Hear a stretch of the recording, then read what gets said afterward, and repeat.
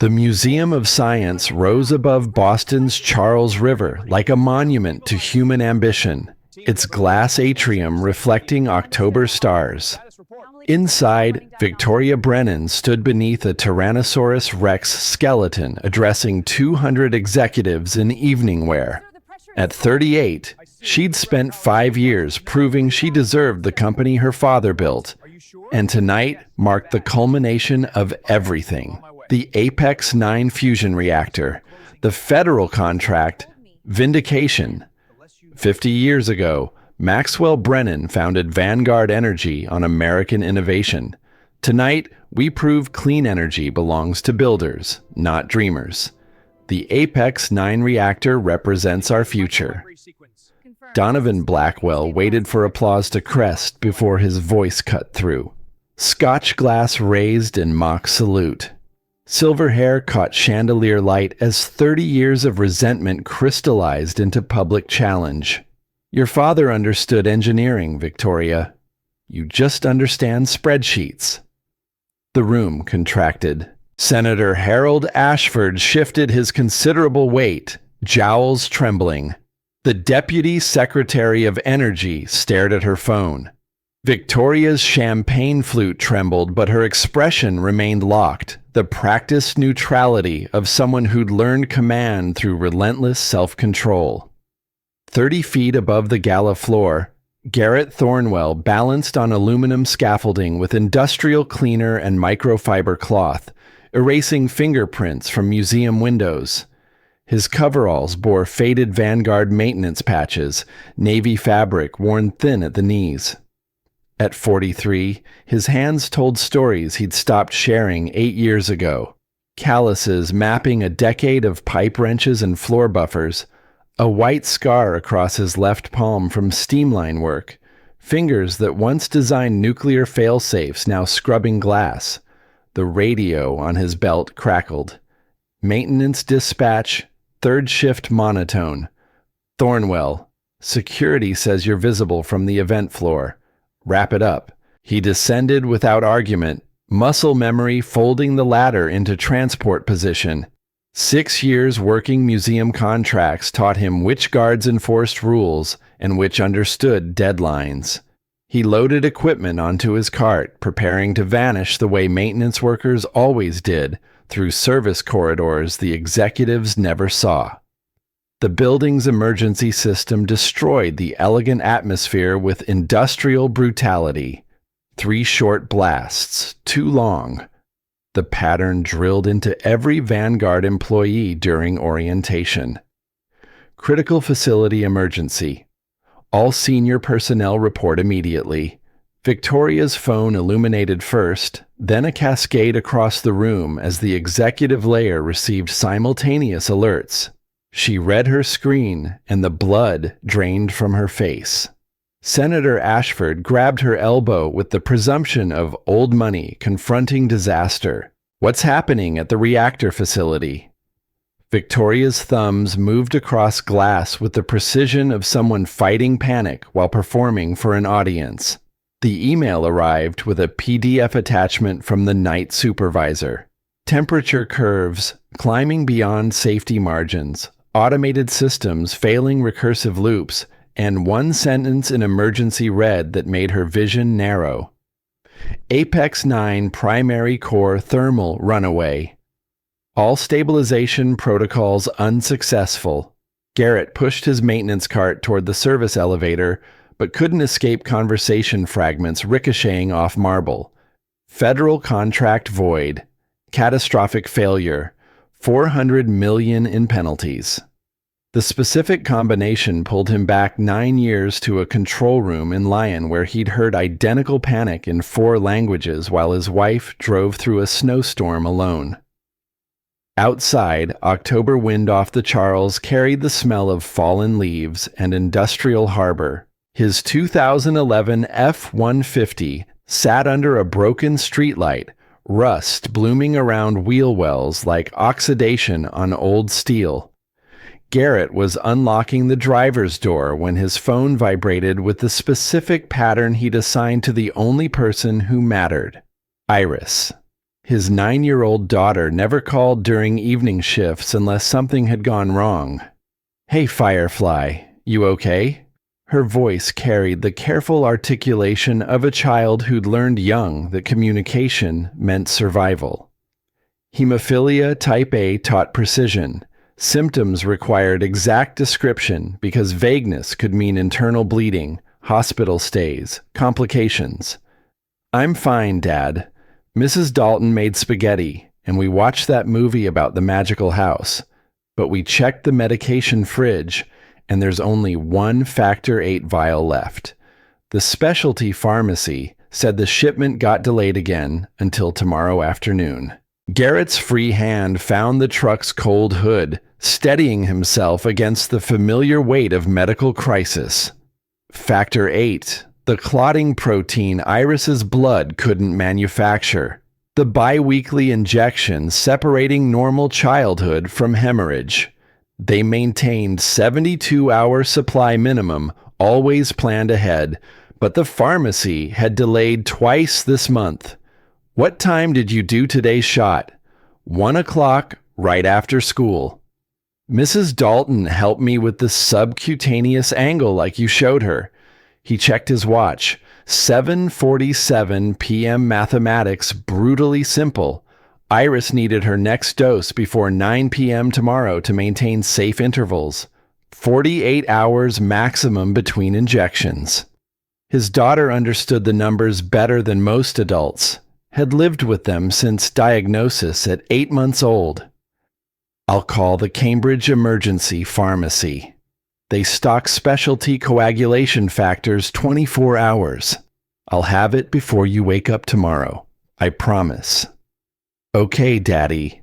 Mrs. Dalton says I can stay up until you get here. She's teaching me how to do crossword puzzles. 20 minutes. Love you, Firefly. Love you more." The call ended, but his hand remained pressed against truck metal. 20 minutes to Margaret Dalton's Beacon Hill brownstone. Another 15 getting Iris home, fed, settled with her evening insulin check and homework. Then he could focus on the Factor 8 situation, burn favors at hospital pharmacies, drive to New Hampshire if necessary. He'd done it before. His phone buzzed again. Group message to Vanguard's entire maintenance division, marked triple urgent. All available personnel report reactor facility immediately. Critical system failure. Executive override authorization. Brennan. Garrett stared at the screen. The Apex 9 facility occupied a decommissioned Navy shipyard in Charlestown, 4 miles across the river. Executive override meant Victoria Brennan herself had authorized pulling maintenance staff into whatever catastrophe was unfolding. In 8 years, he'd seen override authorization exactly twice. Hurricane Sandy evacuation protocol and a chemical spill that hospitalized 11 people. He started the truck. The engine coughed twice before catching burning oil smell seeping through dashboard vents. He could drive to Beacon Hill right now, collect Iris, pretend he'd never seen the message. Maintenance workers ignored emergency calls constantly, claiming dead phones, traffic, family obligations. Nobody tracked janitors, but the phrase thermal runaway kept circling through his mind with the persistence of muscle memory, pulling him back to 2014 Lion when he'd been the person everyone looked to for answers. Before he'd learned that being the smartest engineer in the room couldn't save you from being 6 hours too late to say goodbye to your wife. The truck's headlights carved tunnels through darkness as Garrett turned toward Charlestown instead of Beacon Hill. He told himself he'd just assess the situation from a maintenance perspective, see if they needed extra hands for equipment shutdown procedures. 20 minutes maximum, then Iris. The Apex 9 facility rose against Boston Harbor like a cathedral to human ambition, all geometric angles and brushed aluminum panels designed to signal triumph over entropy. Security waved Garrett through the main gate without checking credentials. The executive override had opened every access point. He parked beside a cluster of black SUVs with government plates, federal contractors summoned from dinner parties and symphony performances. Inside, the main control room pulsed with orchestrated panic. 20 engineers clustered around diagnostic terminals, faces bathed in warning light red. Garrett recognized faces from the gala. Donovan, front and center, suit jacket abandoned. French cuffs rolled past elbows as he stabbed at a touchscreen displaying temperature curves that climbed like inverted stock crashes. Victoria stood on the observation platform above the reactor floor, phone pressed to her ear while her free hand gripped the safety railing hard enough to blanch knuckles. She was speaking to someone important, her voice carrying the false calm of a general reporting casualties. Senator Ashford occupied a corner chair, his considerable bulk trembling with the indignation of old money confronting mortality. The Deputy Secretary of Energy stood beside him, frantically typing on a government-issue tablet. Garrett remained near the entrance, another maintenance worker in coveralls rendered invisible by emergency. He let his eyes track across the diagnostic displays, absorbing data with the muscle memory of someone who'd spent 15 years reading reactor telemetry before most of these engineers finished undergraduate physics. Coolant flow rate nominal. Fuel rod positioning optimal. Magnetic containment field stable at 99.7% efficiency. But core temperature kept climbing, 2.4 degrees above operational maximum and rising 0.13 degrees every 90 seconds. At current rate, automatic shutdown protocols would trigger in 79 minutes, voiding the federal contract and triggering penalty clauses that would bankrupt Vanguard before Christmas. Donovan's voice cut through the control room's mechanical drone, addressing the assembled engineers with 3 decades of institutional authority. We're looking at fundamental firmware corruption in the thermal regulation subroutines. The system receives accurate sensor input, but executes incorrect compensatory responses. It's a logic loop we cannot bypass from this location. The only viable option is complete shutdown, physical extraction of the primary control assembly, and shipment to the manufacturer in Stuttgart for full diagnostic rebuild. Minimum timeline, 8 months. A younger engineer raised his hand like he was still in a lecture hall. What about the federal activation deadline? Victoria's voice dropped from the platform above, cold enough to freeze the air. The deadline expires in 77 minutes. If we don't achieve full operational capacity with federal inspectors certifying compliance by 9:15 tonight, the contract voids. The penalty clause activates. $400 million we don't have. Vanguard Energy ceases to exist by Monday morning. The room absorbed this information in silence heavy enough to compress steel. Garrett watched an engineer close his laptop with the resigned finality of someone mentally updating his resume. Donovan spread his hands in a gesture Garrett had witnessed 1,000 times from people who mistook the boundaries of their knowledge for the boundaries of possibility itself. Then we're finished. Nobody can repair this level of system complexity in 77 minutes. The corruption runs too deep. The integration too sophisticated. We need to begin damage control immediately. Legal counsel, public relations, severance packages for 2,000 employees. Garrett's phone vibrated in his pocket. Probably Margaret Dalton wondering about pickup timing. He silenced it without looking, his attention locked on the diagnostic screen displaying coolant pressure fluctuations. 0.6 Hz oscillation. The exact frequency signature he'd encountered in Lion when a microscopic fracture in the primary coolant manifold had generated identical phantom temperature readings. His feet carried him forward before conscious thought engaged, moving through the cluster of engineers who parted without registering his presence. Garrett reached the main diagnostic terminal and placed his palm flat against the housing, feeling the subtle vibration that ran through every machine with moving components. 0.6 hertz. A whisper most people couldn't hear through the industrial noise, but he'd spent 15 years learning to listen when machines spoke in frequencies below conscious perception. The words emerged before he could stop them. The software is functioning correctly.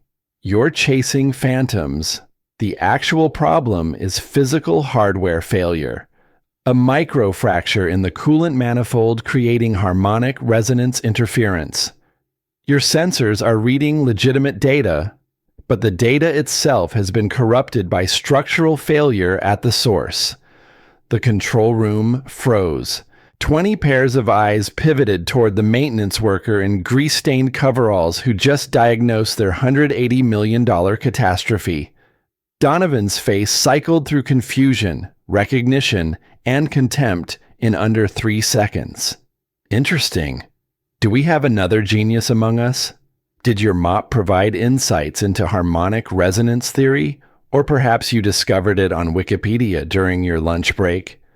The room erupted in scattered, nervous laughter, the kind of release that came from watching someone else absorb public humiliation.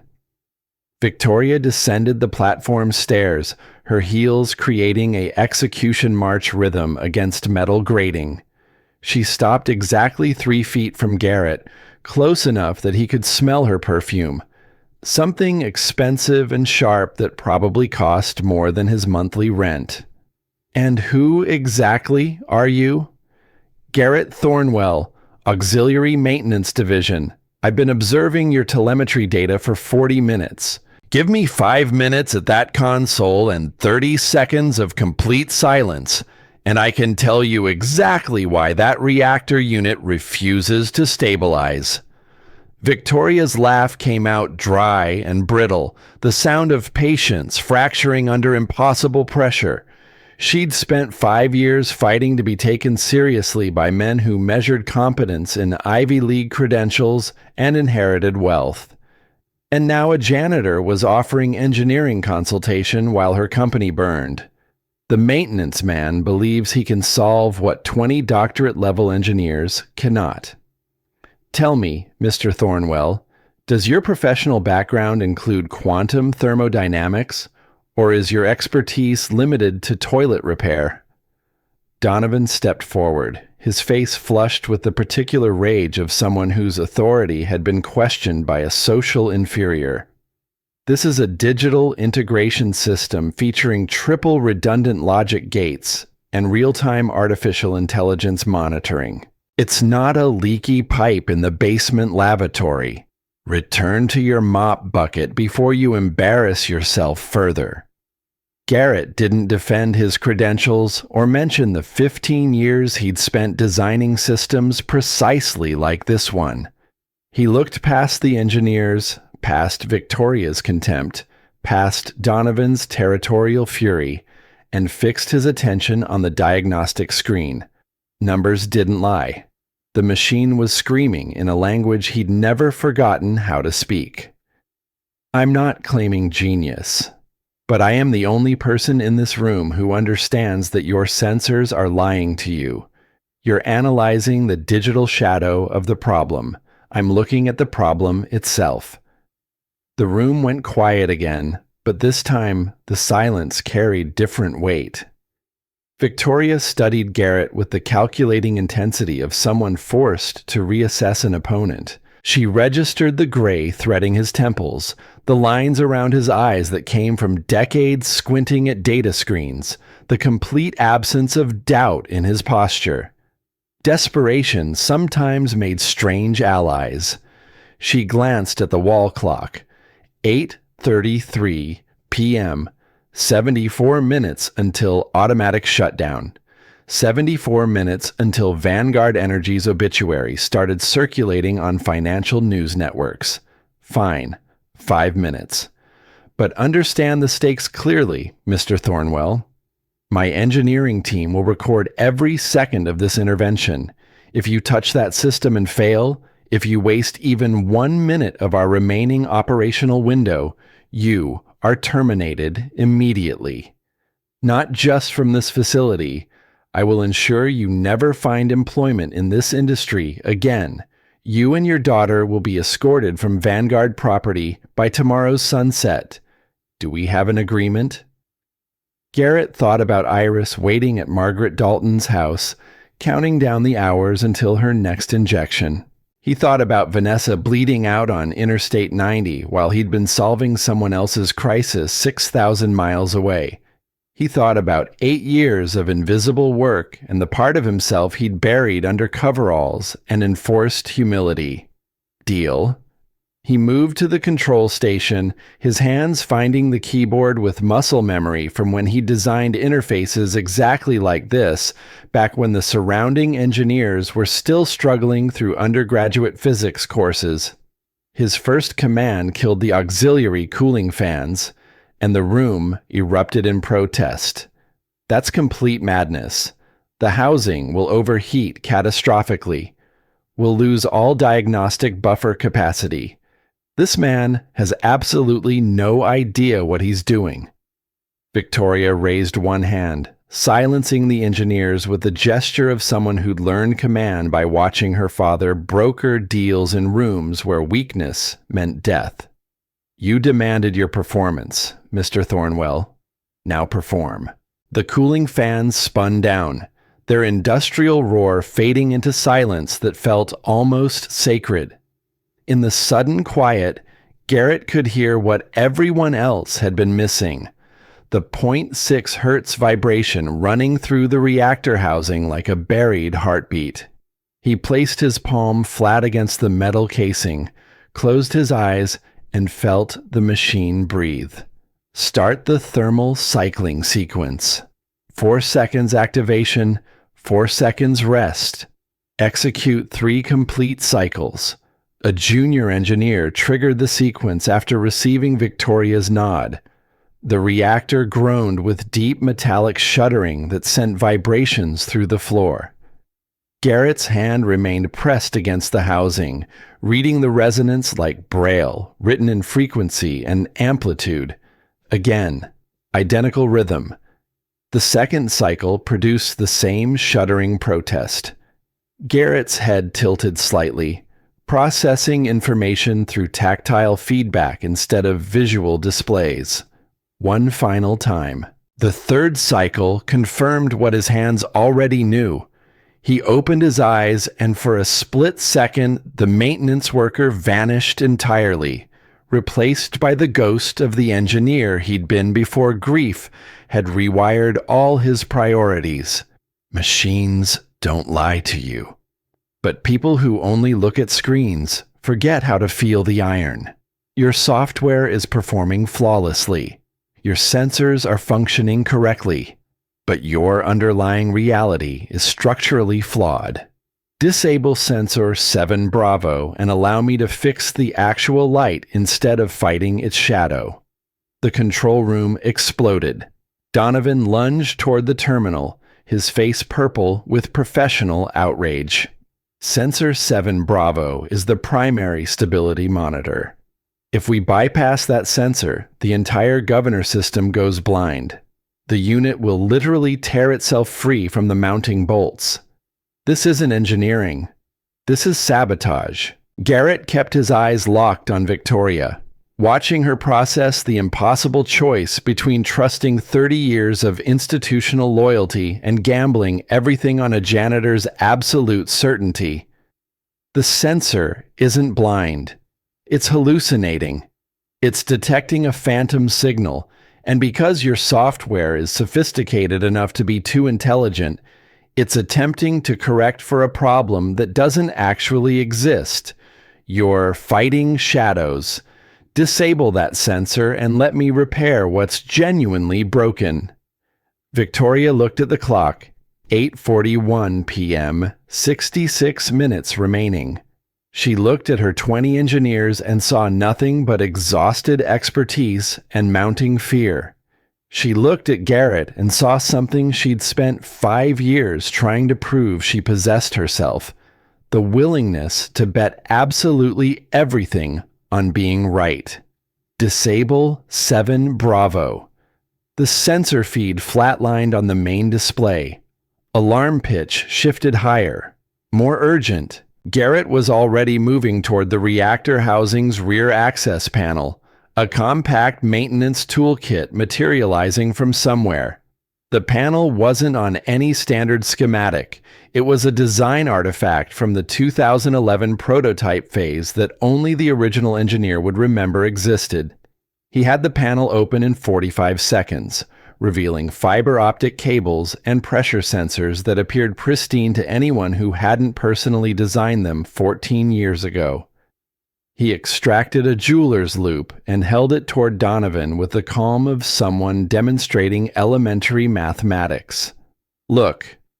Donovan leaned in, professional pride warring with curiosity.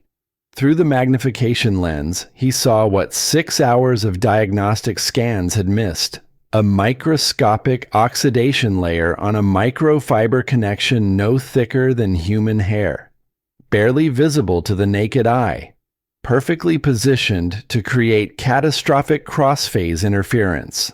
0.6 Hz resonance from the primary coolant pump is bleeding electromagnetic noise into this oxidized connection. To your computer system, it registers as catastrophic pressure drop in the cooling loop.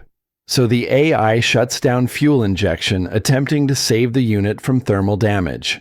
The software isn't failing. It's being systematically lied to by microscopic corrosion. The room held its collective breath. Garrett retrieved a lint-free cloth and a small bottle of specialized solvent from his toolkit, the kind of supplies a maintenance worker might reasonably carry, or the kind an engineer who'd never truly stopped being an engineer might keep in his truck for 8 years, just in case reality demanded one more impossible repair. He cleaned the oxidized contact with the tenderness of someone who understood that microscopic precision separated functional systems from catastrophic failure. Then he did something that made half the watching engineers lean forward involuntarily. Instead of using a calibrated torque wrench to reseal the access panel, he tightened the 4-corner mounting bolts entirely by hand, feeling for the exact moment when metal compression reached optimal structural levels. Most of you tighten fasteners until the tool clicks and tells you to stop. But temperature fluctuations and harmonic vibration shift the metal's crystalline structure over time. You have to tighten until the metal itself breathes properly. He stood, wiped his hands on a cleaning rag that had been white sometime during 2019, and looked toward the control platform where Victoria stood frozen. Initiate the full power synchronization cycle. Don't hold anything back. The lead technician's hands hesitated above the console until Victoria delivered a single, sharp nod.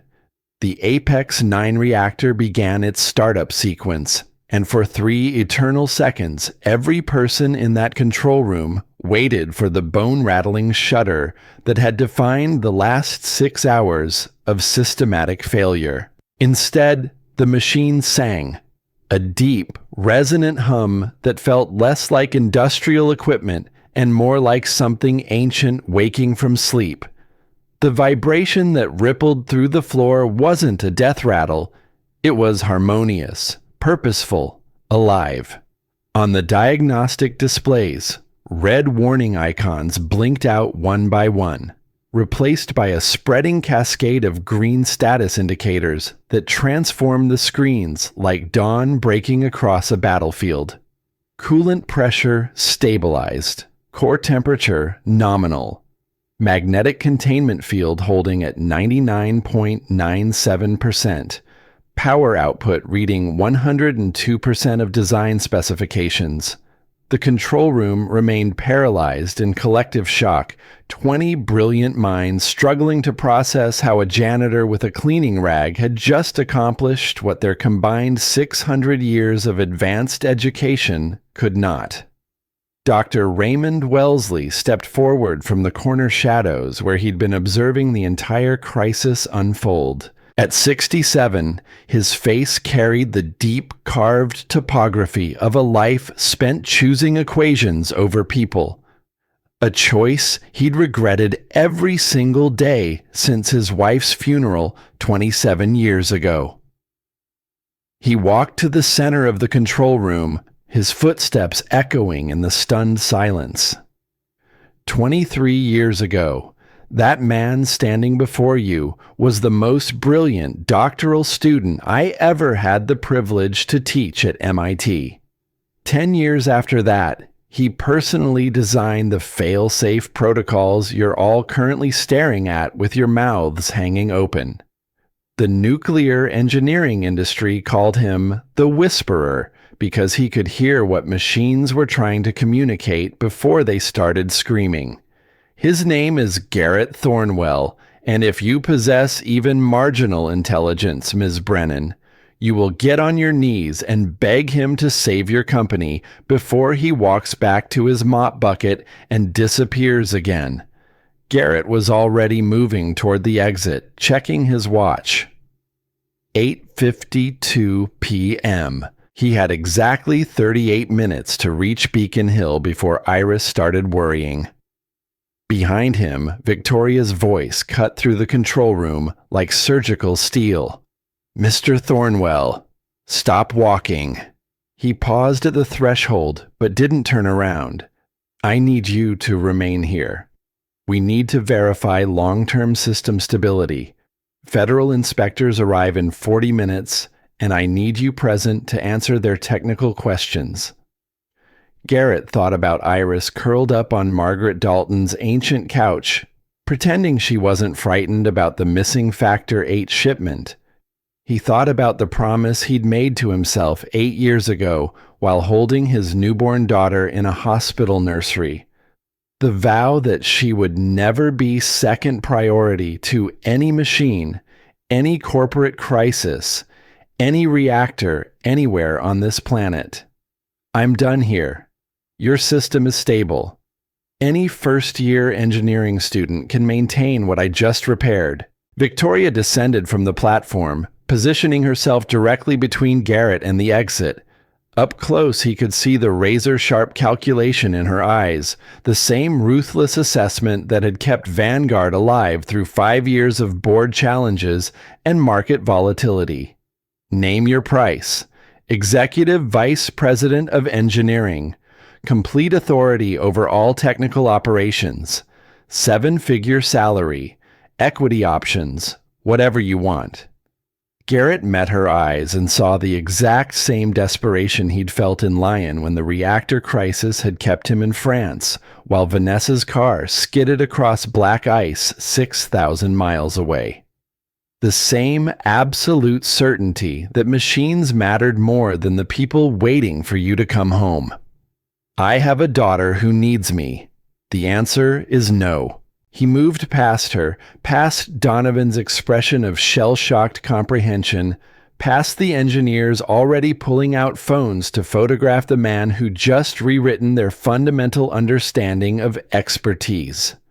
Raymond caught his arm at the door, grip surprisingly strong for a man approaching 70. "Garrett, I know why you left this world. I know what it cost you. But hiding from your gift won't bring Vanessa back." The words hit like a physical blow to the solar plexus, knocking loose 8 years of carefully maintained emotional compartmentalization. Garrett pulled his arm free, his voice dropping to something barely audible above the reactor's perfect hum. "My gift got my wife killed. I'm not making the same mistake twice." He pushed through the door into October darkness, leaving behind a control room full of people who just watched a ghost perform resurrection on a dying machine. Behind him, Victoria Brennan stood alone in the center of her saved empire, staring at the empty space where a janitor had just refused to become a hero. Garrett's truck rattled through Charlestown streets, engine burning oil into the October night. His hands gripped the steering wheel with the same mechanical precision he'd used on the reactor housing, steady, controlled, refusing to acknowledge the tremor working its way up from his wrists. Raymond's words circled his mind like radiation in a containment field. Hiding from your gift won't bring her back. The gift. As if 15 years of expertise could be reduced to something precious, something worth preserving. The gift had kept him in Lyon debugging coolant loops while Vanessa drove through a snowstorm. The gift had made him irreplaceable to Westinghouse and utterly absent to the woman who'd married him anyway, knowing exactly what she was signing up for. His phone sat silent in the cup holder. No calls from Margaret Dalton, which meant Iris was fine, probably still working on crossword puzzles with the kind of fierce concentration she brought to everything. Homework, insulin checks, factor VIII injections. 9 years old, and she could calculate dosages better than most nurses. 9 years old, and she'd never known her mother's voice. Traffic lights bled red across wet pavement. Garrett turned onto Cambridge Street, the route home so automatic his body drove while his mind stayed trapped in the Vanguard control room, watching Victoria's face cycle through contempt to shock to something approaching respect. He'd seen that exact progression before, back when chief engineers still returned his calls, and conference organizers fought over his keynote slots. Executive Vice President of Engineering. 7 figures. Complete authority. Everything he'd walked away from in 2017 when he'd packed exactly 1 box from his Westinghouse office. A coffee mug Vanessa had given him that said, "World's okayest engineer," a framed photo of her holding newborn Iris, and his MIT diploma that suddenly felt like a participation trophy in a game that didn't matter. The truck's dashboard clock read 9:03 p.m. 37 minutes since he'd walked out of the reactor facility. By now, the federal inspectors would have arrived, run their certification protocols, signed off on Apex 9's flawless operation. Victoria Brennan would be fielding congratulations calls from the Deputy Secretary, Senator Ashford, the board members who'd been sharpening knives for her position. And somewhere in that celebration, someone would ask the question that always came next. Who was that maintenance worker? 4 miles across Boston, Victoria stood in her corner office on Vanguard's executive floor, door locked, phone face down on her desk. The federal inspectors had left 20 minutes ago with signatures validating the Apex 9 activation. The $400 million contract was secure. Her company would survive to see Monday morning. She should have been celebrating. Instead, she was staring at her laptop screen, reading the same Wikipedia entry for the 3rd time. Garrett Thornwell, born 1982, is an American nuclear engineer who specialized in fusion reactor safety systems and fail-safe protocol design. Educated at MIT, BS 2002, PhD 2005, Thornwell worked as chief systems engineer for Westinghouse Electric Company from 2005 to 2017, where he designed safety protocols for 12 commercial reactors across 3 continents. The article ended abruptly in mid-2017. No explanation for his departure from Westinghouse, no subsequent employment listed, nothing but a cryptic final line. Thornwell retired from public engineering work following personal circumstances and has not published research since. Personal circumstances. The bland corporate euphemism that covered everything from scandal to tragedy to voluntary disappearance. Victoria opened a new search tab, fingers hesitating over keys. This was crossing a line, using corporate resources to investigate an employee's private history without cause. But the man had just saved her company with knowledge that shouldn't exist in a maintenance worker's brain, had diagnosed a $180 million crisis by touching metal and listening to vibrations no one else could hear. She typed, Garrett Thornwell, Westinghouse, 2017, resignation. The results loaded. Third entry down. A archived press release from Westinghouse's investor relations portal, dated March 2017. Westinghouse announces the resignation of Chief Systems Engineer Dr. Garrett Thornwell, effective immediately. Dr. Thornwell cited personal family circumstances requiring his full attention. The company thanks him for 12 years of exceptional service and wishes him well in future endeavors. Family circumstances, the same deliberate vagueness. Victoria clicked deeper, following citation trails through industry journals and conference proceedings. A pattern emerged, Garrett's name appearing constantly from 2008 through early 2017, then vanishing completely. No papers, no patents, no conference presentations. Professional suicide for someone at the peak of their field. Her desk phone rang. Donovan's extension. She let it go to voicemail, watching the message light blink with the insistence of someone who expected immediate responses. Donovan would be demanding answers, wanting to understand how a janitor had made 20 doctorate-level engineers look like undergraduates. He'd want Garrett's credentials investigated, his maintenance hiring records audited, probably his entire employment history subpoenaed. Victoria killed the call and opened a restricted database she wasn't supposed to access without HR authorization, Vanguard's complete employee records. She found Garrett's file in seconds. Hired May 2017 as Auxiliary Maintenance Level 2. Starting salary $38,000. No college degree listed. Previous employment blank. References blank. Emergency contact Margaret Dalton, neighbor. Someone had hired him based on absolutely nothing. Or someone had hired him while deliberately ignoring everything. She pulled up the hire authorization form. Signature at the bottom made her breath catch. Dr. Raymond Wellesley, Senior Technical Advisor. Raymond had known. From the beginning, Raymond had known exactly who Garrett Thornwell was and had buried him in the maintenance division like a man hiding treasure from thieves. Her office door opened without knocking.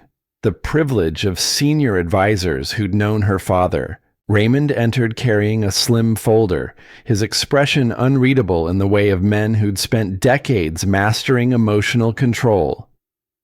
You're wondering why I hired him. Victoria gestured at her laptop screen filled with incomplete search results. I'm wondering why you hired a genius to clean toilets for 8 years. Raymond settled into the chair across from her desk, the folder remaining closed on his lap. At 67, he moved with the careful precision of someone whose body was starting to betray him, but whose mind remained ruthlessly sharp.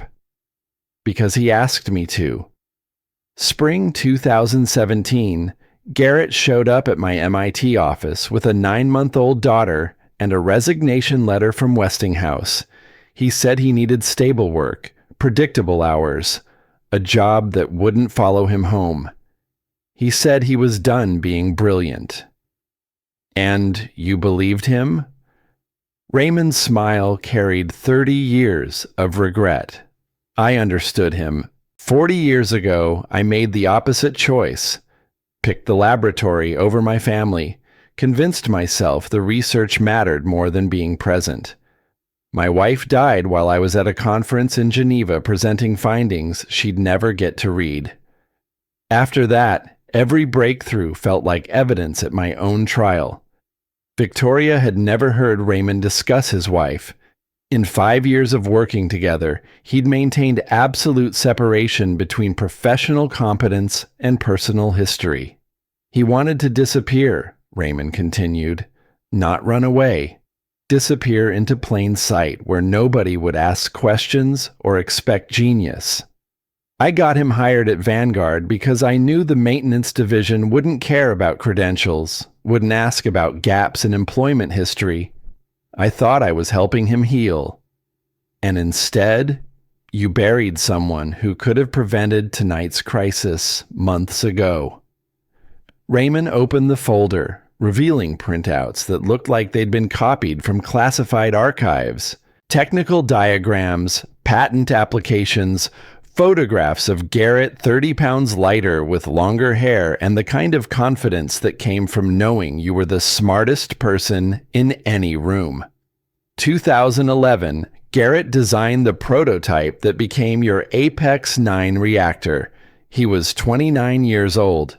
MIT wanted to hire him as full professor. DARPA offered him a position designing next-generation submarine reactors. He chose Westinghouse because they let him work on civilian infrastructure, power grids, desalination plants, systems that saved lives instead of taking them. He slid a photograph across the desk, Garrett in a hard hat standing beside a massive turbine housing, grinning with the unself-conscious joy of someone doing exactly what they were born to do. Victoria barely recognized him. Same bone structure, but the eyes were completely different. No grief, no careful distance, just pure engagement with the world. 2014, he fixed a reactor in Lyon that 6 other engineering teams had declared unsalvageable. Flew in on a Tuesday, diagnosed the problem Wednesday morning, had it operational by Friday. The French government gave him a medal. Westinghouse gave him a promotion. His wife gave him an ultimatum. Victoria looked up from the photograph. Vanessa Thornwell, Raymond said quietly. Pediatric oncology nurse at Boston Children's Hospital. They met at an MIT charity gala in 2014, married 6 months later. She knew what she was getting. Garrett traveled 60% of the year, took emergency calls at 3 a.m., disappeared for weeks when critical systems needed him. She married him anyway because she believed in what he did. Past tense. Victoria's stomach tightened. February 2017, Garrett was in Lyon again. Different reactor. Same emergency protocol. Vanessa was home with their daughter who'd been diagnosed with hemophilia 8 months earlier. Iris needed constant care, specialty medications, monitoring. Garrett promised he'd be home in 36 hours, maximum. Raymond paused, and Victoria saw grief flicker across his face like sheet lightning. The reactor crisis ran longer than expected. Garrett delayed his return flight twice, then a third time. Vanessa drove to Logan Airport to pick him up at 2 a.m. because she missed him, because she'd been alone with a sick infant for 4 days, because sometimes you just need your partner home. Roads were icy. She'd been awake for 20 hours, lost control on I-90, and hit a concrete barrier at 60 miles per hour. The office went silent except for the building's heating system cycling through ventilation. Victoria thought about the man who'd stood in her control room refusing a 7-figure salary because he had a daughter who needed him. The same man who just saved her company and walked away like it meant nothing. Time of death, 2:47 a.m., Raymond continued. Garrett landed at Logan at 8:15, 6 hours too late. The reactor in Lyon was operational. Westinghouse sent a congratulations memo. And Garrett Thornwell ceased to exist as an engineer. He closed the folder with the finality of a coffin lid. He blamed himself. Not the ice, not the exhaustion, not the simple randomness of tragedy. He blamed the genius that made him indispensable to strangers and absent to his family. So he buried it, took the lowest skill job he could find that would still provide health insurance for Iris, became invisible. Victoria's mind raced through implications. 8 years of having a world-class nuclear engineer mopping floors while her company struggled with technical challenges he could have solved in his sleep. 8 years of Raymond watching in silence, respecting Garrett's choice to hide. Why are you telling me this now? Because tonight You offered him everything he walked away from, and he said no. Again. That man has spent 8 years punishing himself for circumstances he couldn't control, and I'm tired of watching him waste the gift that could save thousands of lives. Raymond stood, leaving the folder on Victoria's desk. The industry called him the Whisperer because machines told him their secrets. But the real secret is simpler. Garrett Thornwell cares more about being a good father than being a brilliant engineer. If you want him back, you'll have to prove those things aren't mutually exclusive. He left Victoria alone with the folder and the weight of understanding what she'd almost lost. She picked up the photograph of young Garrett grinning beside the turbine, then opened her laptop and searched for the one piece of information Raymond hadn't provided. Iris Thornwell, age 9. She found a public school enrollment record for Riverside Elementary, emergency contact listed as Margaret Dalton. Medical notes flagged in the system. Hemophilia, type A, requires factor VIII replacement therapy, EpiPen on site, detailed care plan on file. Victoria thought about her own father, who'd built Vanguard from nothing while missing every dance recital, every parent-teacher conference, every moment that mattered, who died of a heart attack at his desk at 63, having conquered an industry and lost a daughter in the process. She'd spent 5 years trying to prove she could run his company better than he had, but she'd never stopped to ask whether his definition of success was worth pursuing. Her phone buzzed. Text from Donovan. We need to discuss the maintenance worker situation immediately. Board members are asking questions. Victoria deleted the message without responding. Instead, she opened a new email to HR with subject line, Employment Offer, Confidential. Across the city, Garrett pulled into Margaret Dalton's driveway in Beacon Hill. The brownstone dated to 1880. Its brick facade painted deep red that looked black in streetlight. Margaret had lived there 60 years, raised 3 children there, buried her husband from the parlor there. Now she spent her retirement doing crossword puzzles and providing emergency childcare for the single dad next door who'd shown up 8 years ago with an infant and a haunted expression. Garrett climbed the front steps and knocked with the specific rhythm they'd established. 2 quick, 1 slow. The door opened immediately. Margaret, at 73, wore reading glasses on a beaded chain and a cardigan that had survived 3 decades. She's asleep on the couch. Tried to wait up for you, but crashed around 8:30. We finished the Wednesday crossword together. She got photosynthesis before I did.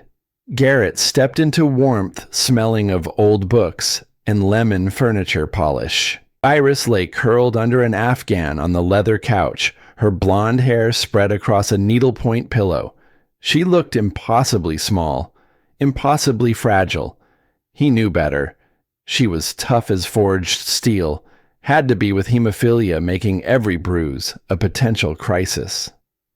Emergency at work, he said quietly.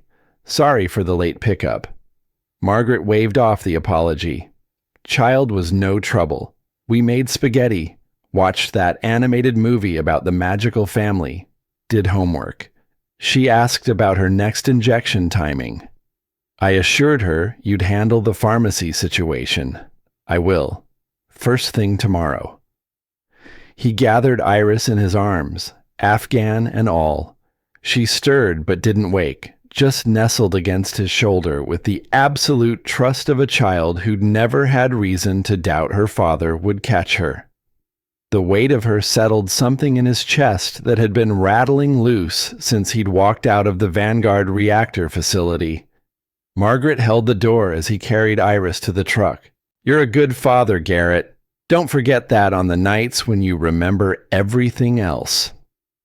The drive to their apartment took 11 minutes through empty streets, Beacon Hill to the north end, Old Boston money transitioning to immigrant neighborhoods that had gentrified into expensive quaintness. Their building occupied a narrow lot between an Italian bakery and a law office, 3 floors of apartments that had been converted from a 1920s warehouse. Garrett carried Iris up 2 flights, unlocked their door one-handed with the key discipline that came from 8 years of single parenthood. Their apartment was small, 700 square feet divided into kitchen, living room, 1 bedroom, 1 bath. Iris's room was barely large enough for a twin bed and a dresser, but she decorated it with drawings of houses and families and fantastical creatures that existed only in her imagination. He laid her in bed, still wrapped in Margaret's afghan, pulled off her shoes, checked the medical alert bracelet on her wrist. The insulin pump site on her abdomen looked clean, no irritation. He pressed gentle fingers to her neck, feeling the pulse that confirmed life continuing another day without hemorrhage or crisis. Iris's eyes fluttered open, not quite awake. "Did you fix the big problem at work, Daddy?" "Yeah, Firefly. I fixed it. Good. Mom would be proud." She drifted back to sleep before he could respond. Garrett stood in her doorway, watching her breathe. This small human who'd reorganized his entire existence simply by existing.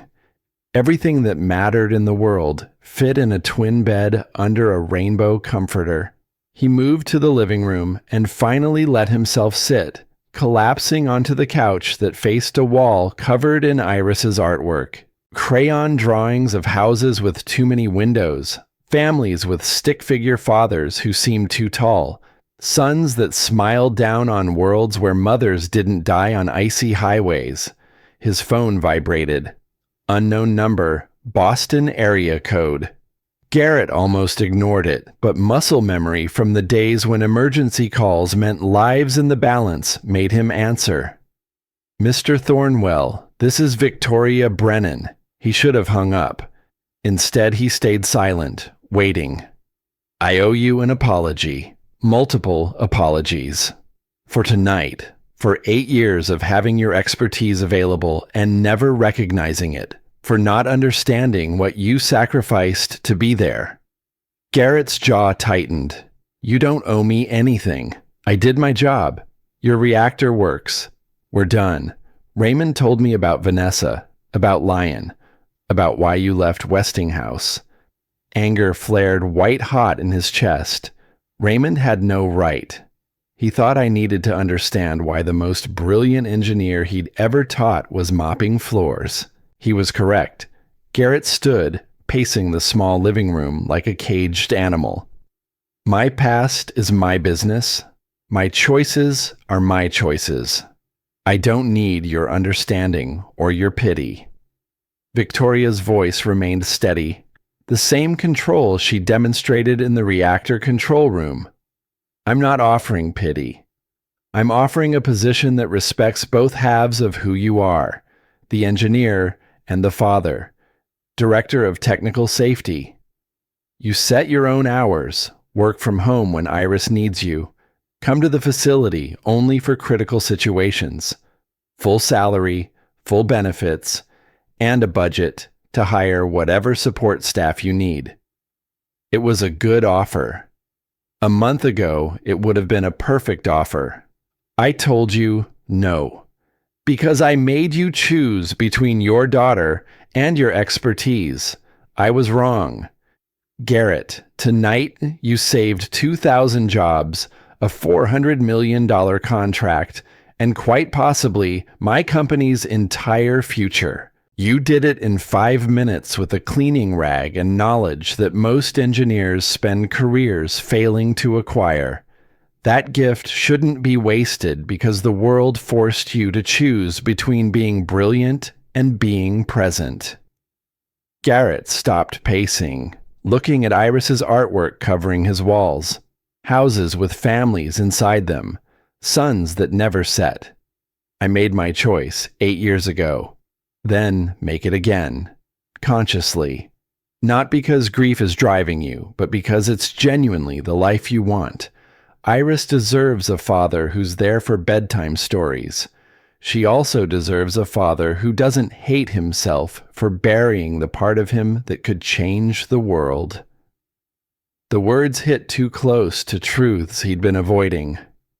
Garrett thought about the moment in the reactor control room when he'd placed his hand on the housing and felt the machine speak to him in frequencies and harmonics. The pure rightness of understanding something complex and making it work. He'd missed that. God help him, he'd missed that.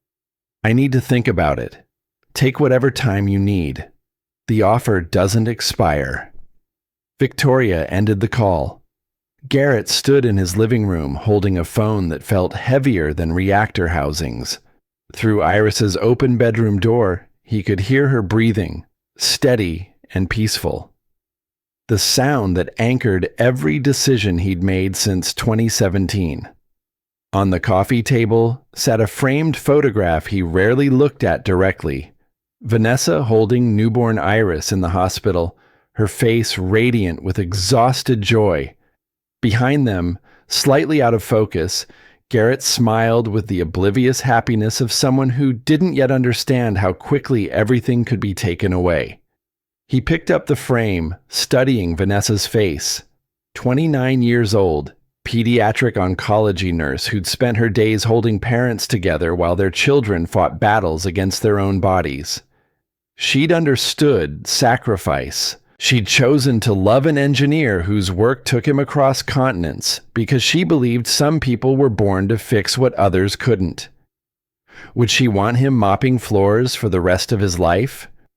Or would she want him teaching Iris that gifts came with responsibility? That brilliance mattered less than how you chose to use it? He didn't have answers. Only questions that felt too large for a 700-square-foot apartment in the middle of the night. Garrett returned the photograph to the coffee table and walked to Iris's room, standing in the doorway like he did every night, watching her breathe, counting each inhale as evidence that he'd kept one promise, even if he'd broken all the others. Tomorrow he'd call the emergency pharmacy about Factor 8. Tomorrow, he'd figure out how to respond to Victoria's offer. Tomorrow, he'd decide whether 8 years of hiding had been enough penance for the sin of being 6 hours too late. Tonight, he was just a father standing guard over the only thing in the world that mattered more than genius. Morning light cut through the apartment's eastern windows at angles that promised October turning toward winter. Garrett woke on the couch, still wearing yesterday's coveralls, his body stiff from sleeping in a position designed to hear Iris if she called out during the night. The coffee table still held Vanessa's photograph, her smile frozen in a moment before everything collapsed. He checked his phone. 6:47 a.m. 3 missed calls from Victoria Brennan, all after midnight. 2 text messages from numbers he didn't recognize. 1 voicemail from Raymond that he deleted without listening. The world had found him again after 8 years of invisibility, and it wanted answers he wasn't ready to give. In her bedroom, Iris stirred. Garrett heard the familiar sequence, blankets rustling, feet hitting the floor. The pause while she checked her insulin pump display to confirm her blood sugar had stayed stable overnight. 9 years old, and she moved through medical protocols with the efficiency of an ICU nurse. She appeared in the doorway wearing pajamas covered in cartoon stars, blonde hair standing in directions that defied physics. You slept on the couch again. That means you were thinking too hard about something. Garrett sat up, running hands through his own hair that probably looked equally chaotic. Just work stuff, Firefly. Nothing for you to worry about. Iris crossed the room and climbed onto the couch beside him with the deliberate care of someone whose blood didn't clot properly. A simple fall could mean bruising that lasted weeks. internal bleeding that required emergency treatment. She'd learned young to move through the world like it was made of glass. Was it the big machine problem from last night? Yeah, it got complicated. She studied his face with the unnerving perceptiveness of children who'd spent their entire lives reading adult emotions for signs of danger. Mrs. Dalton said you're really smart at fixing things. She said maybe that's your superpower. Garrett felt something crack in his chest. He pulled Iris close, breathing in the scent of her strawberry shampoo and the faint medical smell that clung to anyone who lived with chronic illness. My only superpower is being your dad. Everything else is just noise. They sat in silence while sunrise painted the living room walls gold. Outside, Boston woke up with its usual chaos. Delivery trucks, early commuters, the Italian bakery downstairs firing up ovens that would fill the building with bread smell by 8 a.m. Garrett's phone buzzed. Victoria again. He let it go to voicemail. Iris pulled back to look at him. You should answer it. Important people don't call this early unless it's really important. The wisdom of 9-year-olds. Garrett retrieved the phone and listened to Victoria's message on speaker so Iris could hear. Transparency was part of their deal, had been since she was old enough to understand that secrets between them meant danger. Mr. Thornwell, I know it's early. I'm sending a car to your apartment at 9 a.m. We need to discuss the position formally, draft contracts, handle logistics. Please, just hear me out in person. The message ended. Iris looked at her father with eyes that reminded him painfully of Vanessa. She sounds scared, like when the teachers call me to the office about my medical plan. Garrett thought about Victoria standing in the reactor control room watching her empire nearly collapse. The fear behind her Ice Queen exterior, the desperation that made her gamble on a janitor's expertise. Maybe she is scared. Running a company is like juggling chainsaws. One mistake and everything falls apart. Are you going to help her? The question held no judgment, just curiosity about which version of her father would show up today. Garrett had spent 8 years teaching Iris that you helped people when they needed it, that competence carried responsibility. Now she was watching to see if he believed his own lessons. I don't know yet, but I should probably talk to her. Iris nodded with the gravity of someone rendering verdict. Okay, but you have to be back by 4:30 because I have my factor 8 injection at 5. And you promised you'd never miss one. I promise. 4:30, no matter what. They moved through their morning routine with the synchronized efficiency of 8 years' practice. Garrett made scrambled eggs and whole wheat toast while Iris checked her blood sugar, 118, stable, good. She administered her morning insulin bolus through the pump, calculating carbohydrates with math skills that put her ahead of most 6th graders. They ate breakfast, discussing her homework, a book report on Charlotte's Web that was making her cry because she didn't want the spider to die. At 8:45, Garrett walked Iris to Riverside Elementary 3 blocks away. The school occupied a brick building from the 1950s, surrounded by chain-link fence and playground equipment that had been updated sometime in the previous century. Other parents dropped children at the gate with the distracted efficiency of people running late to jobs that mattered more than conversation. Garrett always walked Iris to her classroom door, always spoke with her teacher, Mrs. Patterson, about any concerns, always triple-checked that the nurse's office had current Factor 8 emergency protocols posted. 8 years of being the only thing standing between his daughter and catastrophe had made him meticulous to the point of obsession. Mrs. Patterson met them at the 4th grade classroom entrance, a woman in her 50s who'd taught long enough to recognize which parents needed reassurance and which needed boundaries. Morning, Mr. Thornwell. Iris, we're starting our science unit on ecosystems today. You'll want to pay attention. We're building terrariums. Iris's face lit with the enthusiasm she brought to anything involving living things. She hugged her father and disappeared into the classroom, where kids were already clustering around a table covered in glass jars and soil. Garrett turned to leave, but Mrs. Patterson caught his elbow. "Can I speak with you privately?" They stepped into the hallway. Through classroom windows, Garrett could see Iris joining a group of girls examining earthworms with scientific fascination. Mrs. Patterson's expression shifted from professional warmth to careful concern. "Yesterday during lunch, some of the other children were teasing Iris about your occupation. Specifically, they were saying unkind things about maintenance work being inferior to their parents' professional careers." Garrett's hands clenched. He forced them to relax. What exactly did they say? According to the lunch monitor, a boy named Ethan Carlisle told Iris that her father just mops floors, while his father performs brain surgery at Massachusetts General. Iris handled it well initially, but by the end of lunch, she was crying in the bathroom. The anger that flared in Garrett's chest was familiar. The same protective rage he'd felt when hospital billing departments tried to deny Iris's Factor VIII coverage, when insurance companies questioned whether hemophilia treatment was truly necessary.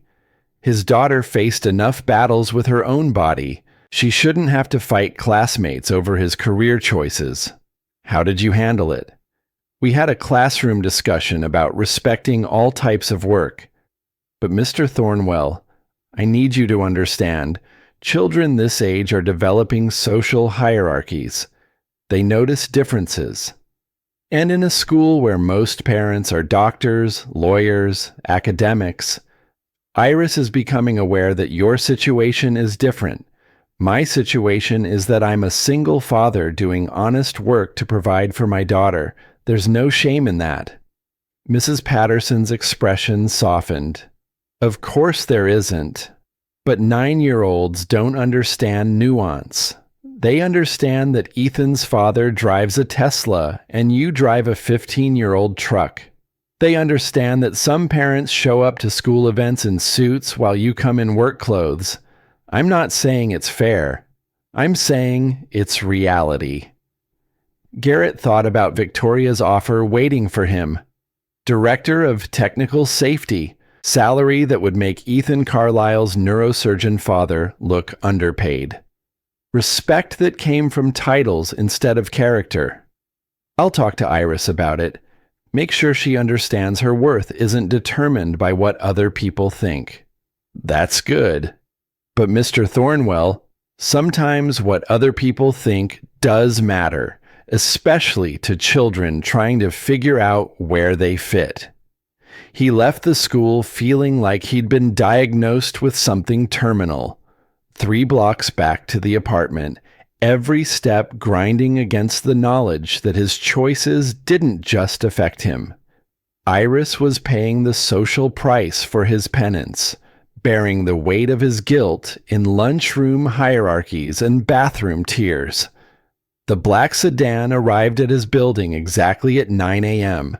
Driver in professional gray suit emerged and opened the rear door without speaking. Garrett climbed in, still wearing jeans and a flannel shirt that had seen better decades, aware that he looked like someone being picked up for community service rather than corporate negotiation.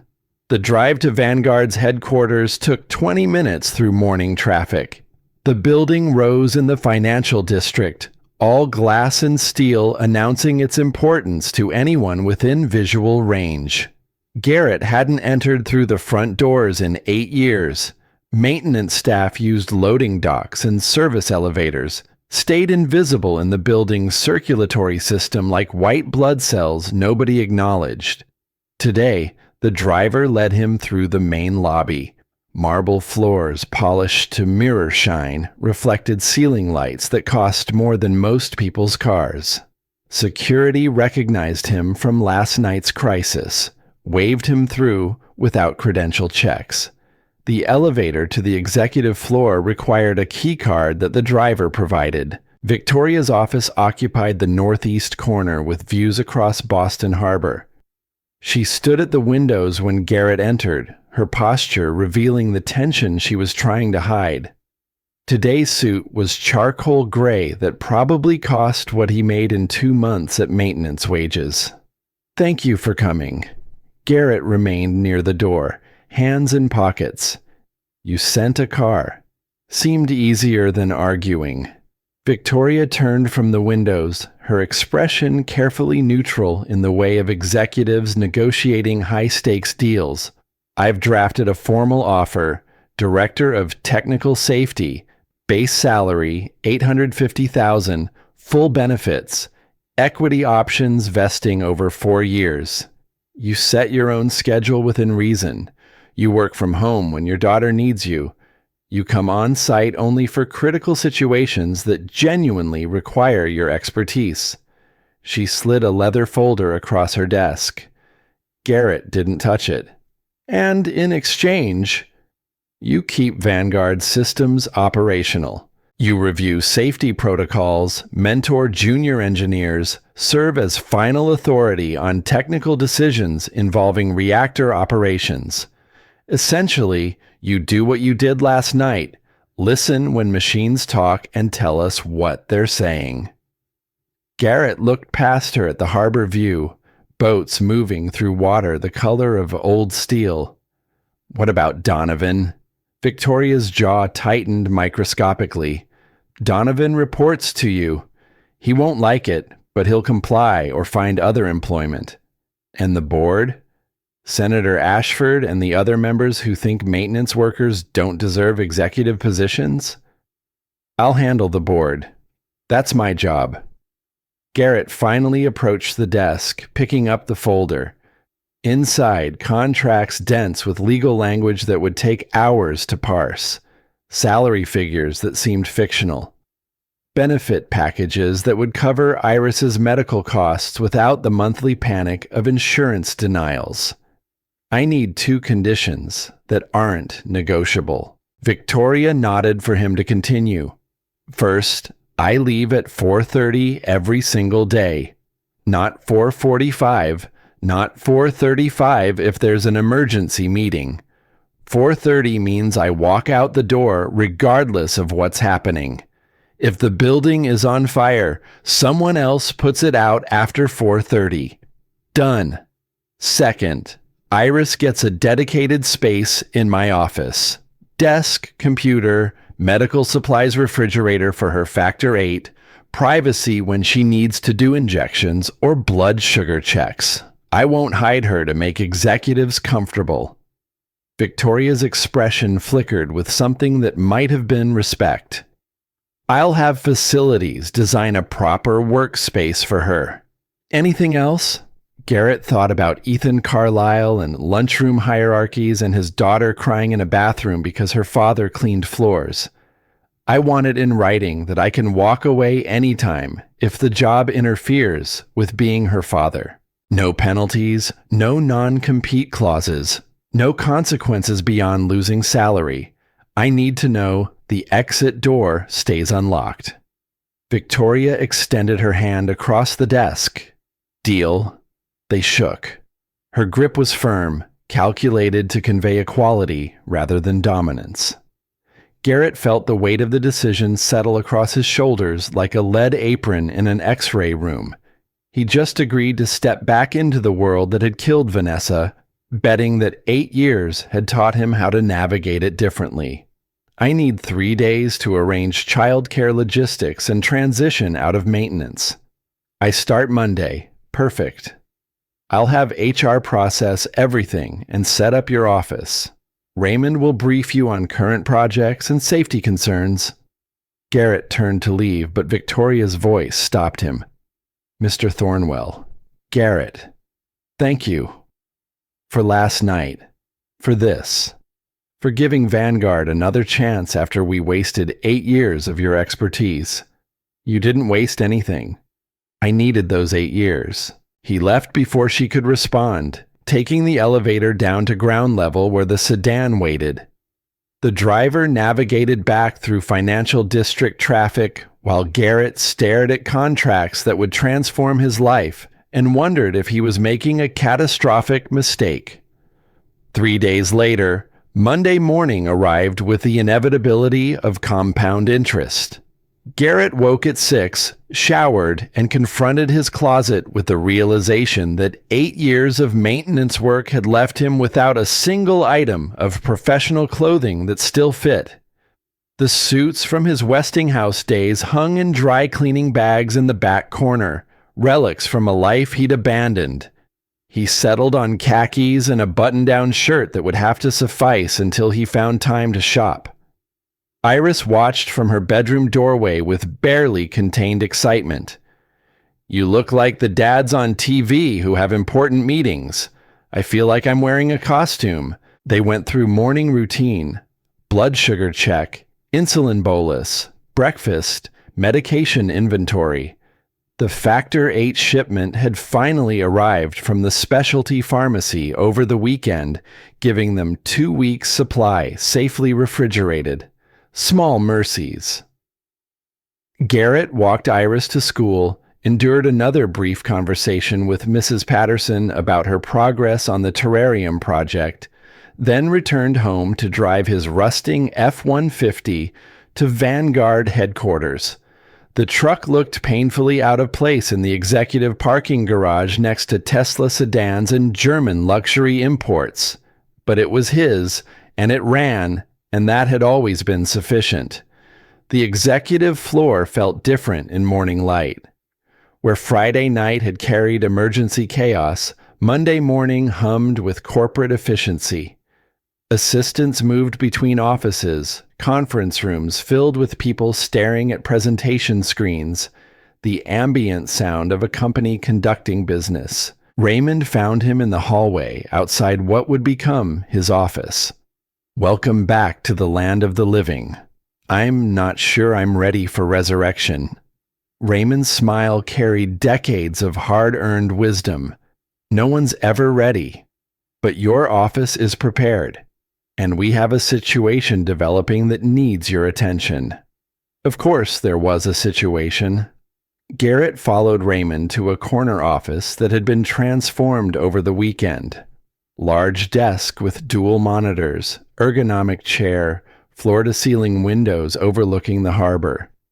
And in the corner, exactly as he'd requested, a smaller desk setup clearly designed for a child, complete with a mini refrigerator labeled medical storage and a privacy screen that could section off the space.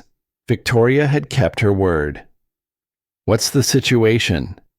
Raymond pulled up diagnostic data on one of the monitors.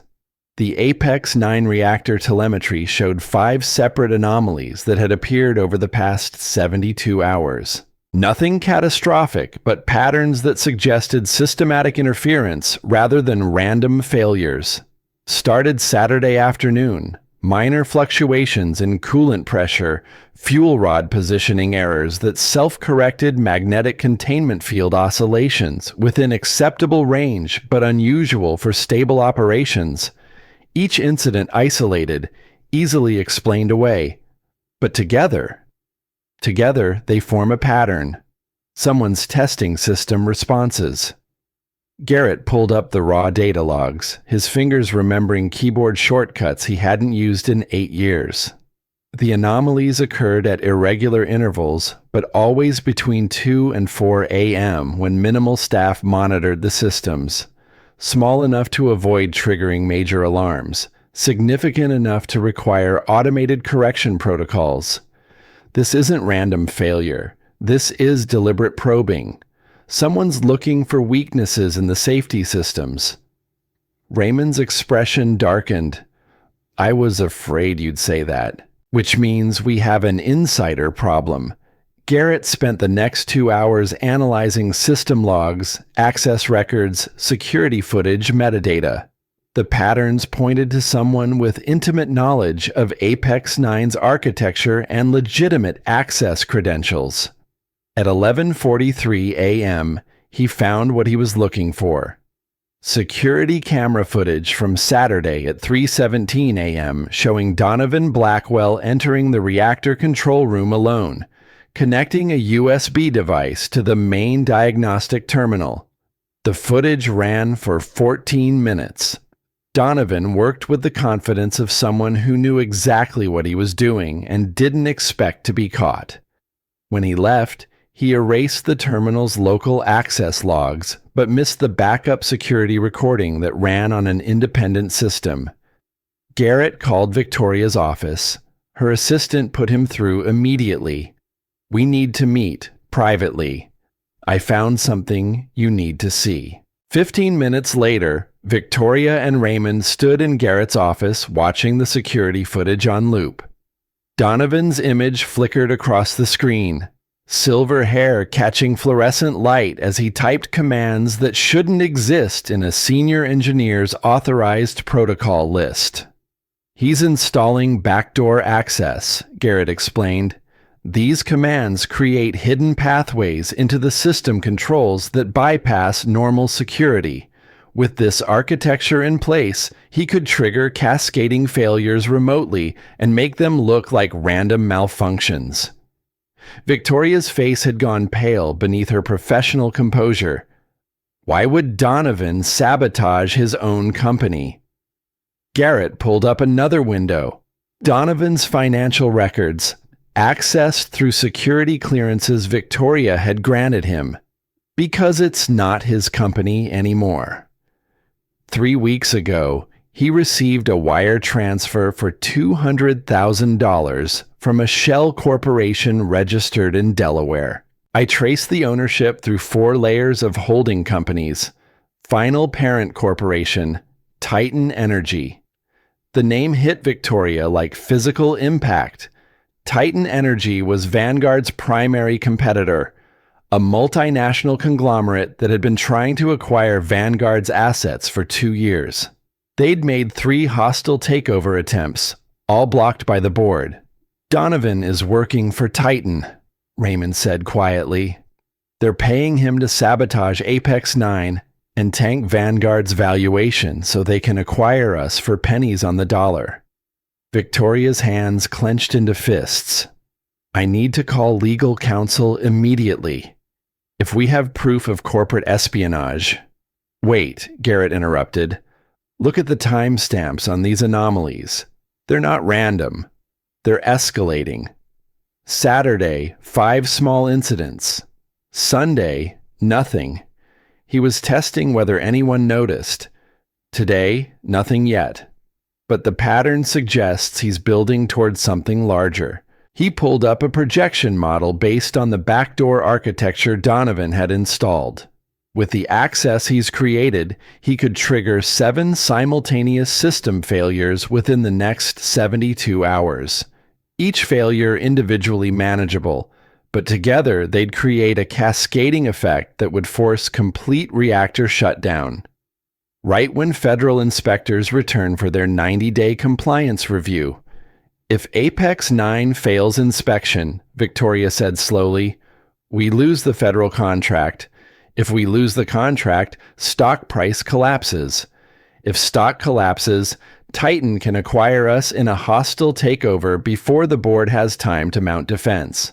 Exactly. This isn't just sabotage. It's a precision-timed corporate execution. The office fell silent except for the ambient noise of the building's heating system.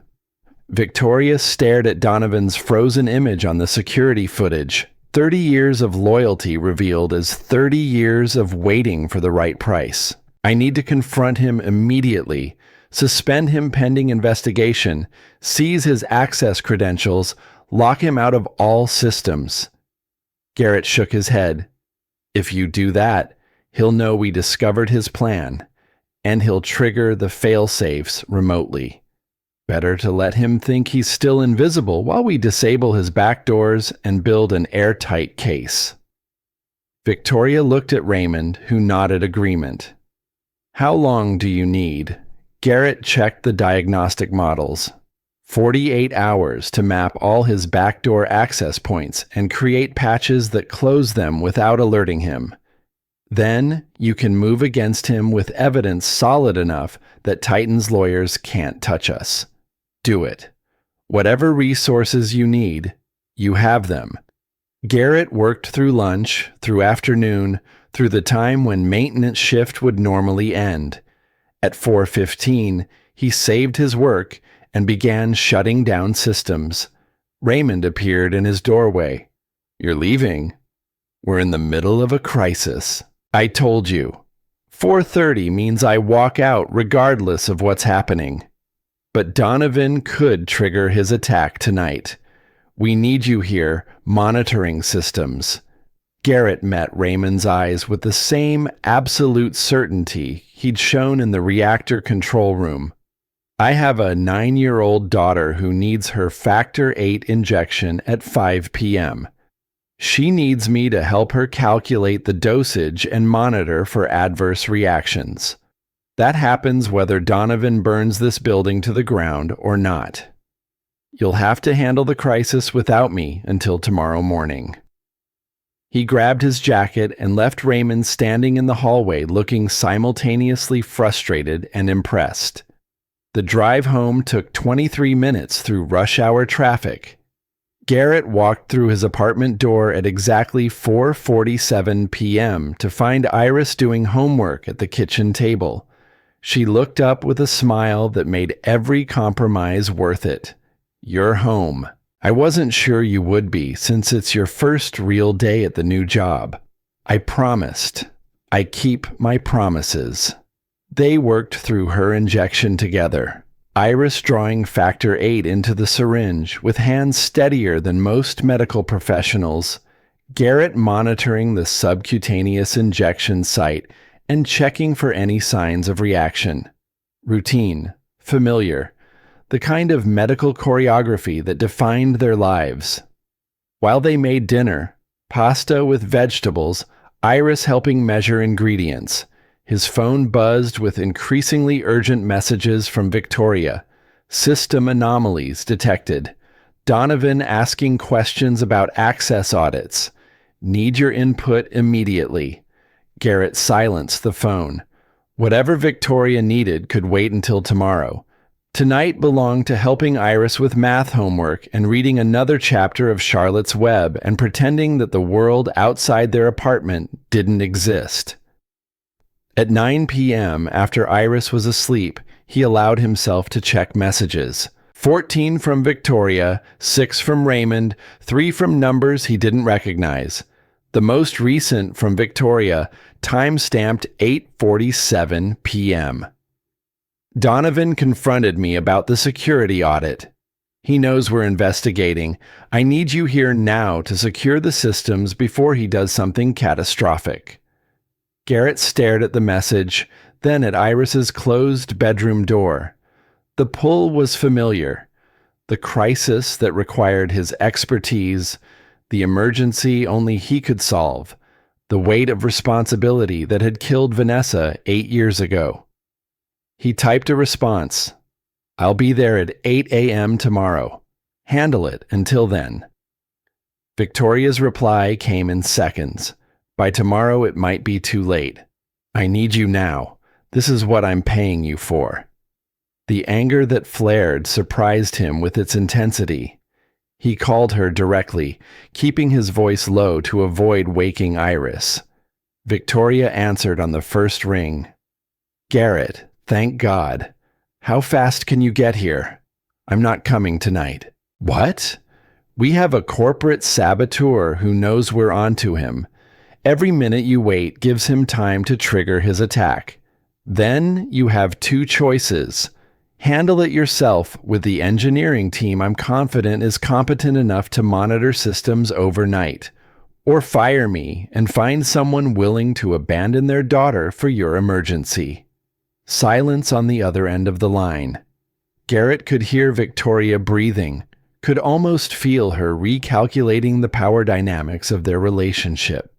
"I'm not asking you to abandon Iris. I'm asking you to do the job you were hired for. I was hired to be director of technical safety. I wasn't hired to be on call 24 hours. We had an agreement. I leave at 4:30. You accepted those terms. That was before we discovered active sabotage. The terms don't change based on emergency. If they did, there would always be an emergency. There was always an emergency at Westinghouse, and it cost me my wife. I won't make the same mistake twice. More silence. When Victoria spoke again, her voice carried frost sharp enough to cut glass. Fine. Handle it tomorrow. But Mr. Thornwell, if Donovan causes irreparable damage tonight because you prioritized bedtime stories over company security, this position won't exist Wednesday morning. She ended the call. Garrett sat in his dark living room, holding a phone that felt like evidence in his own trial. He'd just drawn a line with Victoria that might cost him everything he'd regained. But the alternative was erasing the line entirely, letting work bleed into every hour until there was no separation between professional obligation and personal existence. Iris appeared in her bedroom doorway, backlit by her nightlight shaped like a crescent moon. Who were you talking to? Work. They wanted me to go back to the office. But you said no? I said no. You're more important. She crossed to the couch and climbed into his lap with the careful movements that had become second nature. Garrett wrapped his arms around her, breathing in strawberry shampoo and the faint medical smell of insulin pumps and Factor 8 refrigeration. The other kids at school are still saying mean things about your job, she said quietly. Ethan told everyone your truck is old and you probably can't afford a real car. What did you say? I told him my dad is smarter than his dad, and fancy cars don't make you a good person. Garrett felt his throat tighten. That was exactly the right thing to say. But Daddy, why do we have an old truck if you're smart enough to have a fancy job? The question carried no judgment, just genuine curiosity about the contradictions in her world. Garrett chose his words carefully, aware that this was one of those conversations she'd remember decades later. Because I spent 8 years working a simple job that let me be home for you every single day. I could have made more money doing something else, but I would have missed bedtime stories and Factor 8 injections and helping with homework. No amount of money is worth missing your childhood. Iris considered this with the gravity of someone rendering philosophical judgment. I like that you're home, even if Ethan thinks we're poor. We're not poor. We have everything that actually matters. She nestled against his chest, content with this answer. Garrett held her in the darkness and wondered if he'd just made a $2 million mistake. But looking at his daughter's face, peaceful and trusting, he couldn't bring himself to regret the choice. Whatever happened at Vanguard tonight, he'd handle the consequences tomorrow. Right now, the only thing that mattered was keeping the promise he'd made 8 years ago in a hospital nursery. Some things were worth more than genius. Some things were worth more than saving the world. Tuesday morning arrived with the weight of consequences. Garrett woke to silence that felt ominous. No calls from Vanguard, no messages from Victoria, nothing but the ambient noise of Boston waking up outside his apartment windows. He checked his phone. 6:23 a.m. 0 notifications. The silence was answer enough. He went through morning routine on autopilot, woke Iris, supervised her blood sugar check, made breakfast while she administered her insulin bolus. She chattered about the terrarium project, how her ecosystem was thriving while Ethan Carlisle's earthworms had died from overwatering. Garrett made appropriate responses while his mind calculated probabilities. Victoria's fury last night, his refusal to return, the sabotage Donovan was likely executing while he'd chosen bedtime stories over corporate security. At 7:45, his phone finally buzzed. Email from Vanguard HR. Subject line, employment status change. Immediate action required. He opened it standing in the kitchen while Iris finished her toast. The language was corporate sterile, but the message was clear. Effective immediately, Garrett Thornwell's position as Director of Technical Safety had been terminated due to failure to meet essential job functions during critical operational emergency. Final paycheck would be processed within legally required timeframes. Health insurance continued through end of month. Return all company property within 24 hours. Iris looked up from her plate, reading his expression with the precision she brought to blood sugar numbers. You got fired. Not a question. Statement of fact from someone who'd learned young that adult faces telegraph truths their words tried to hide. Yeah, Firefly. I got fired. Because you stayed home with me instead of going back last night? The guilt in her voice cut deeper than any termination notice. Garrett sat beside her, taking her small hands in his calloused ones. No, I got fired because I kept a promise to you. That's not something to feel bad about. That's me choosing what matters most. But now we don't have the fancy job anymore. We're back to being poor, like Ethan says.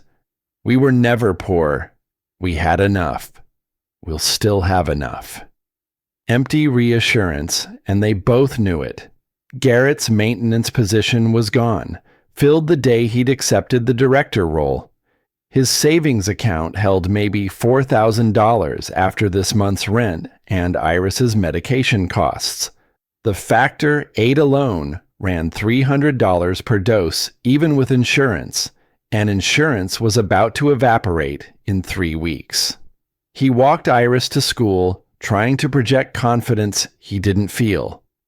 Mrs. Patterson met them at the classroom door with an expression that suggested she'd already heard news through the parent network that apparently operated faster than official communication channels. Mr. Thornwell, could I speak with you? They stepped into the hallway.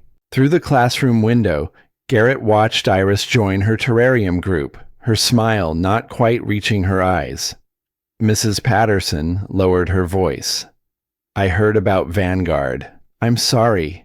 If you need recommendations for other positions, or if Iris needs any accommodations during this transition. How did you already know? One of our parents works in Vanguard's legal department. Word travels fast in these circles. Of course it did. Garrett's spectacular rise and equally spectacular fall would be business district gossip by lunch. The janitor who got promoted to director and fired within a week. Proof that some people didn't belong in executive suites, regardless of their expertise. We'll be fine. Thank you for the offer. He left before she could press further, driving the rusting F-150 back to his apartment through morning traffic that felt heavier than physics allowed. Inside, the space that had seemed adequate yesterday now felt like evidence of failure. 700 square feet, furniture from thrift stores, Iris's artwork covering walls because they couldn't afford proper decoration. His phone rang. Raymond. Garrett almost let it go to voicemail, but curiosity won. I assume you're calling to tell me I was an idiot. Raymond's sigh carried decades of accumulated regret. I'm calling to tell you Victoria is terrified and making decisions from fear rather than strategy. Her father trusted the wrong people in 2008 and nearly lost everything. She spent 5 years rebuilding that trust, and now she's watching Donovan, someone she believed in for 30 years, destroy everything she's built. She's repeating her father's pattern, and she can't see it. So she fired the one person who actually tried to stop it. She fired the person who refused to be available when she needed him. Right or wrong, that's how she sees it. Garrett laughed without humor. I was available 8 hours a day, 5 days a week. I told her exactly when I wouldn't be available and why. She agreed to those terms. She agreed before discovering active sabotage. Circumstances changed. Circumstances always change. There's always an emergency. If I bend on this one, the next emergency will require the same compromise, and the one after that. Eventually, there's no line left. Raymond was silent for a long moment. You're right. You're also unemployed. And Garrett, Apex 9, is showing the same warning patterns you predicted. Donovan disappeared sometime between midnight and 2 a.m. Victoria tried calling you at 1:30, 3:15, and 5 a.m. When you didn't answer, she attempted to handle it herself with the engineering team. They're out of their depth. Not my problem anymore.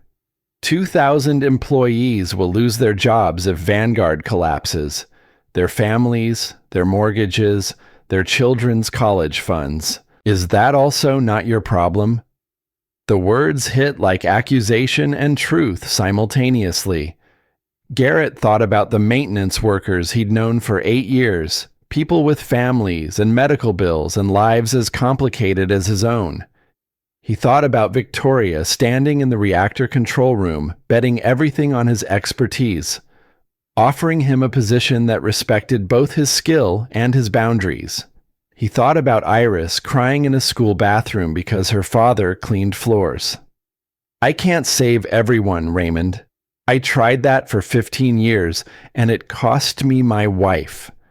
I'm done being the person everyone turns to when things fall apart. Then, what person are you going to be? The question hung in the air after Raymond ended the call.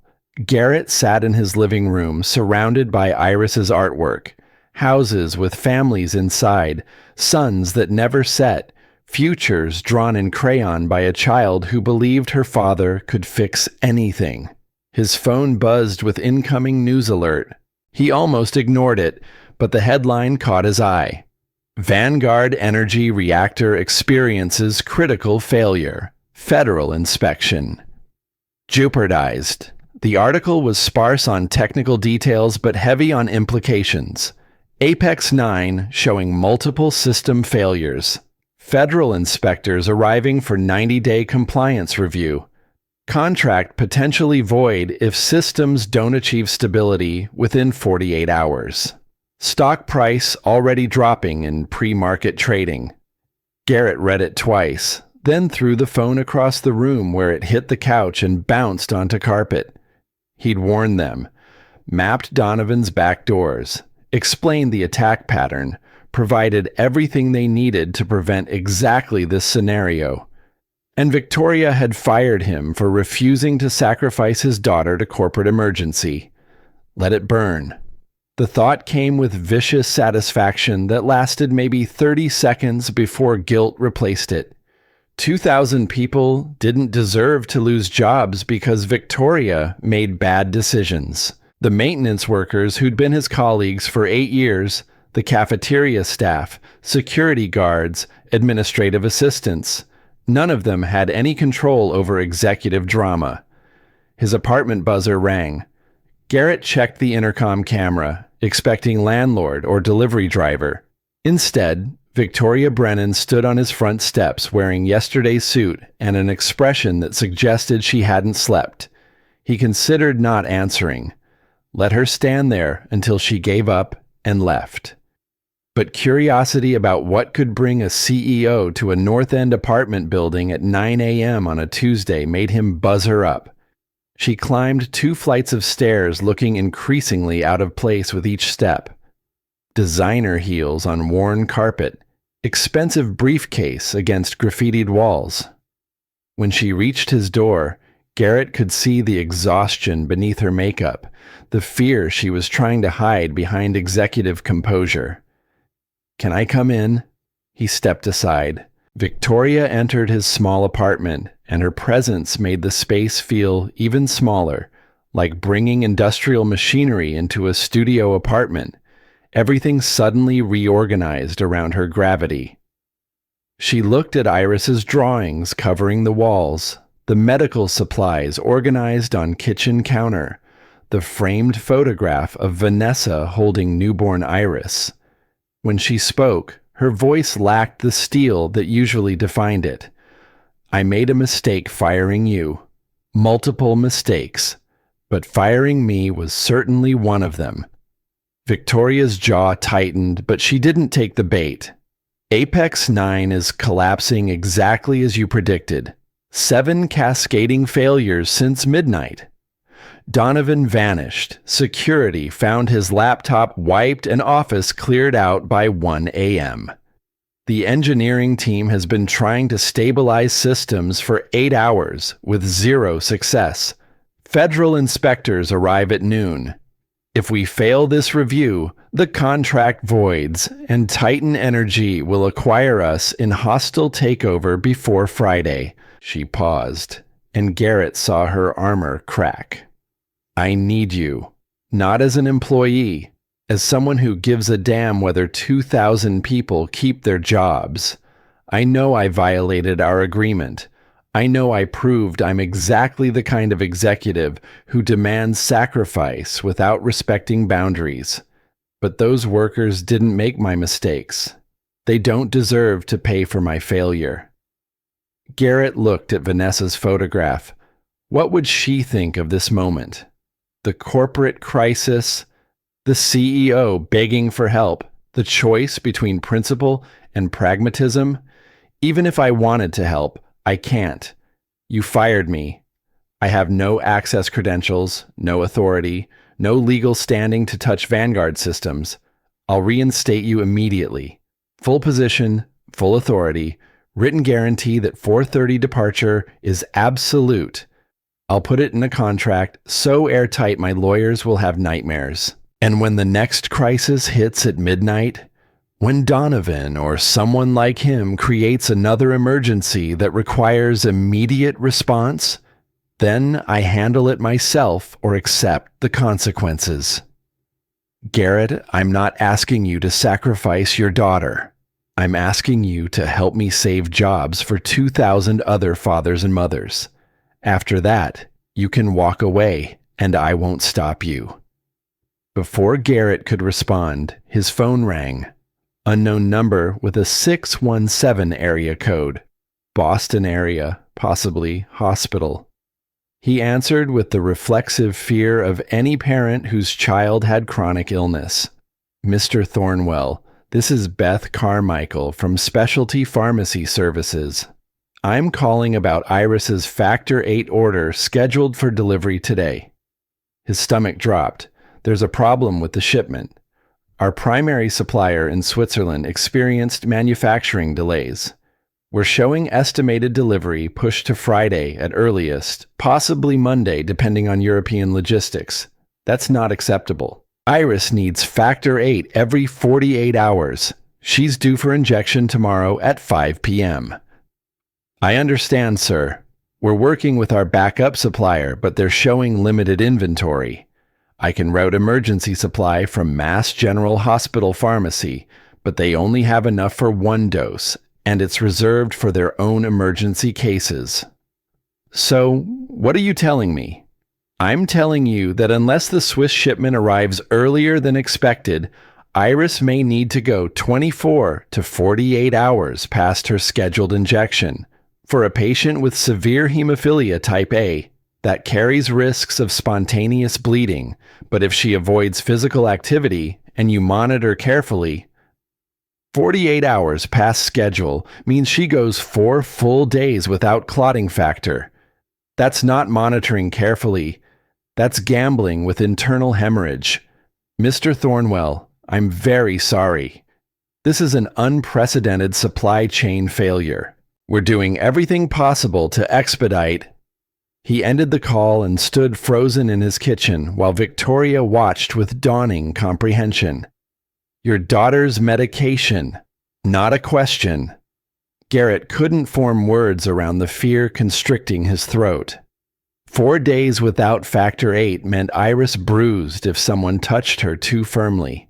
meant microscopic bleeds in joints that caused pain most adults couldn't tolerate, meant the possibility of internal bleeding that could kill her before he got her to emergency room. How much time do you have? Until tomorrow, at 5. Then, we're in uncharted territory. Victoria pulled out her phone, fingers moving with the efficiency that made her dangerous in boardrooms. I know people at Mass General. Let me make calls. They won't release emergency supply for non-emergency use. I already tried every favor I have. She looked up from her phone, and Garrett saw something shift in her expression, the executive exterior falling away to reveal human understanding beneath. Then you need to focus on finding that medication. Let me handle Vanguard. I can't. Your team doesn't know the systems well enough to counter Donovan's sabotage. Then we're both trapped. I need you at Vanguard. You need to be hunting for Factor 8. There's no solution that solves both problems. The apartment fell silent. Garrett thought about Vanessa driving to Logan Airport through a snowstorm because he'd delayed his flight to finish a reactor repair. The choice between two impossible needs, the moment when you realized that being brilliant and being present were incompatible. His phone buzzed. Text from Mrs. Patterson. Iris asking to call you. Seems upset. Should I have her call from office? He dialed the school immediately. Mrs. Patterson transferred him to her classroom, where Iris's small voice carried barely controlled tears. Daddy, Ethan said, his mom heard you got fired from the fancy job because you're not smart enough. He said we're going back to being janitor poor, and I should get used to it. Garrett closed his eyes against rage he couldn't direct anywhere productive. Ethan doesn't know what he's talking about. I made a choice to be home with you instead of working all night. That's not about being smart or not smart. That's about what matters.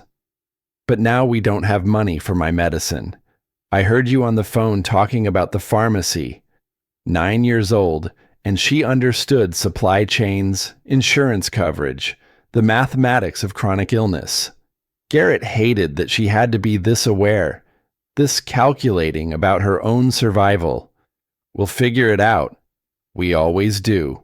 Daddy, if you went back to help those people at your work, would they pay you enough to get my medicine faster? The question drove a spike through his chest. His daughter asking if corporate emergency took precedence over her medical needs. Asking if 2,000 strangers' jobs mattered more than her health. This isn't your problem to solve, Firefly. But it kind of is. Because you're trying to choose between me and them, right? Like when you had to choose between me and Mommy. The parallel stunned him. Iris had been 13 months old when Vanessa died. No memory of that night. No context for the choice Garrett had made in Lion. But somehow she understood the pattern. Saw him standing in the same impossible position 8 years later. How do you know about that? Mrs. Dalton told me. She said Mommy died while you were helping people far away, and that's why you became a janitor, so you'd always be home with me. Margaret Dalton and her gentle meddling. Garrett made a mental note to have words with her about appropriate topics for 9-year-olds. That's complicated, Iris. It's not complicated. You chose wrong that time, so now you always choose me. But Daddy, what if choosing me is also wrong sometimes? The wisdom floored him. His 9-year-old daughter deconstructing the false binary he'd built his life around, showing him the flaw in his reasoning with the clarity that only children possessed. Victoria was watching him with expression he couldn't read. On the phone, Iris continued, Mrs. Dalton says Mommy wouldn't want you hiding.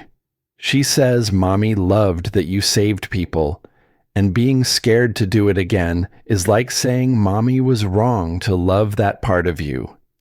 Garrett felt the foundation of 8 years crack beneath him, the penance he'd been paying, the punishment he'd inflicted on himself. What if it was all based on misunderstanding Vanessa's death? What if she hadn't died because he chose wrong, but because sometimes tragedy just happened and no amount of guilt could prevent it? I need to think about this. Can you be brave for me today at school? I'm always brave. I have hemophilia. Brave is my default setting. He laughed despite everything. That's my girl. I'll pick you up at normal time. Okay. And Daddy, whatever you choose, I'll understand. I promise. The call ended. Garrett stood in his kitchen while Victoria waited, and somewhere across Boston, a reactor system collapsed because he wasn't there to stop it. The weight of genius felt like drowning, the knowledge that he could fix this, that his expertise mattered, that walking away meant accepting consequences he had the power to prevent. Victoria's phone buzzed. She glanced at the screen, and her face went pale. The federal inspectors just arrived early. They're running preliminary assessments now. If the systems are still failing when formal review starts at 2 p.m., we're done. How long would it take you to stabilize Apex 9? Garrett ran calculations in his head. Map Donovan's back doors, disable the triggers, restore system integrity, verify long-term stability. 6 hours if everything goes perfectly. 8 hours more likely. It's 9:45 now. 8 hours puts you past 6 p.m. Past Iris's injection time.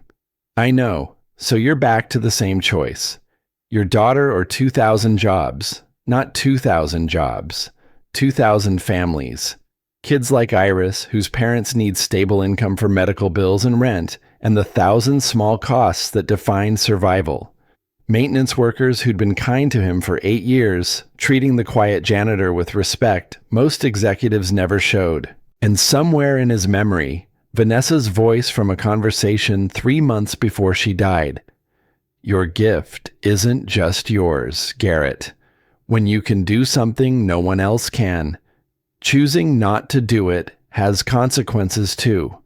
He'd been so angry when she said it, feeling like she was pressuring him to prioritize work over family. But now he understood. She wasn't demanding sacrifice. She was asking him to find balance between being present and being useful, between protecting his daughter and accepting that sometimes the world genuinely needed what only he could provide. I need to see something. Garrett went to Iris's room, Victoria following at respectful distance. He opened the closet where he kept Vanessa's few possessions he couldn't bring himself to donate. A box labeled V's papers in his own handwriting from 2017 when organizing her belongings had been the only way to feel like he was still taking care of her. Inside, medical records from her final weeks, funeral arrangements, sympathy cards from hospital colleagues, and at the bottom, a manila envelope he'd never opened, sealed with tape and labeled in Vanessa's handwriting. For Garrett, when you're ready. His hand shook opening it. Inside, a single letter on hospital stationery, dated January 15th, 2017, exactly 1 month before her death. The first line made his vision blur. Garrett, if you're reading this, something happened and I'm not there to say it in person. He read standing in his daughter's bedroom while Victoria pretended to study Iris's crayon artwork. Vanessa's handwriting, familiar as his own heartbeat, marching across the page in the precise script she'd used for patient charts. You'll blame yourself. I know you will. You'll think if you'd been home more, traveled less, chosen differently, I wouldn't have been driving that night or whatever night it was. Don't. I married an engineer who saves thousands of lives by making impossible systems work. I married that person knowing exactly what it meant. Missed dinners, emergency calls at 3 a.m., Weeks alone while you fixed reactors in countries I couldn't pronounce. I chose that. I chose you. All of you. Not just the parts that were convenient. Iris is 13 months old today.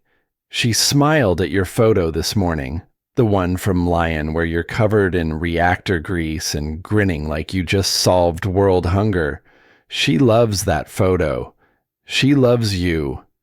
And she deserves to know the whole person her father is, not just the version you become when fear is driving.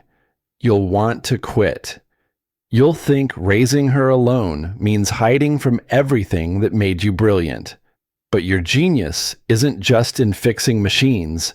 It's in teaching her that some people are born to solve impossible problems. You're one of them.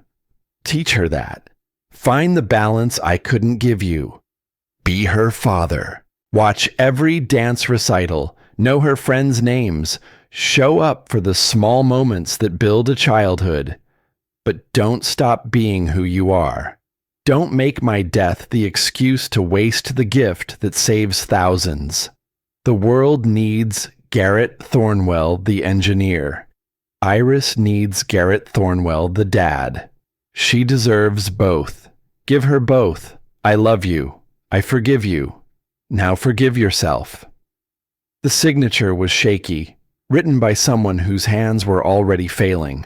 Garrett read it 3 times, tears making the ink blur. 8 years. He'd spent 8 years convinced Vanessa died because he chose wrong, and here was evidence she'd anticipated his guilt and tried to prevent exactly this. The self-imposed exile, the genius buried under penance. Victoria's voice came quietly from the doorway. She knew you. She knew exactly who you were, and loved you anyway. Garrett folded the letter with hands that wouldn't steady. She died because I delayed a flight to finish a reactor repair that someone else could have completed. She died because ice and exhaustion and random chance conspired in ways no one could control. You didn't kill her by being excellent at your job.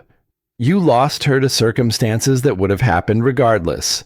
The absolution should have felt freeing. Instead, it felt like removing a cornerstone.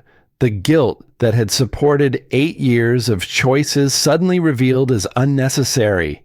His entire architecture of penance built on false foundation. What do I do now? You do what Vanessa asked. You find the balance. Be Iris's father and be the engineer who saves Vanguard. Both things, not either or. I can't be at Vanguard and home for Iris's injection simultaneously.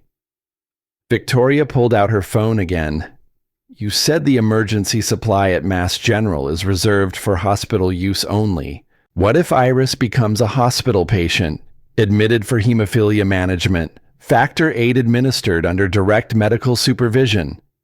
She can't be admitted without medical necessity.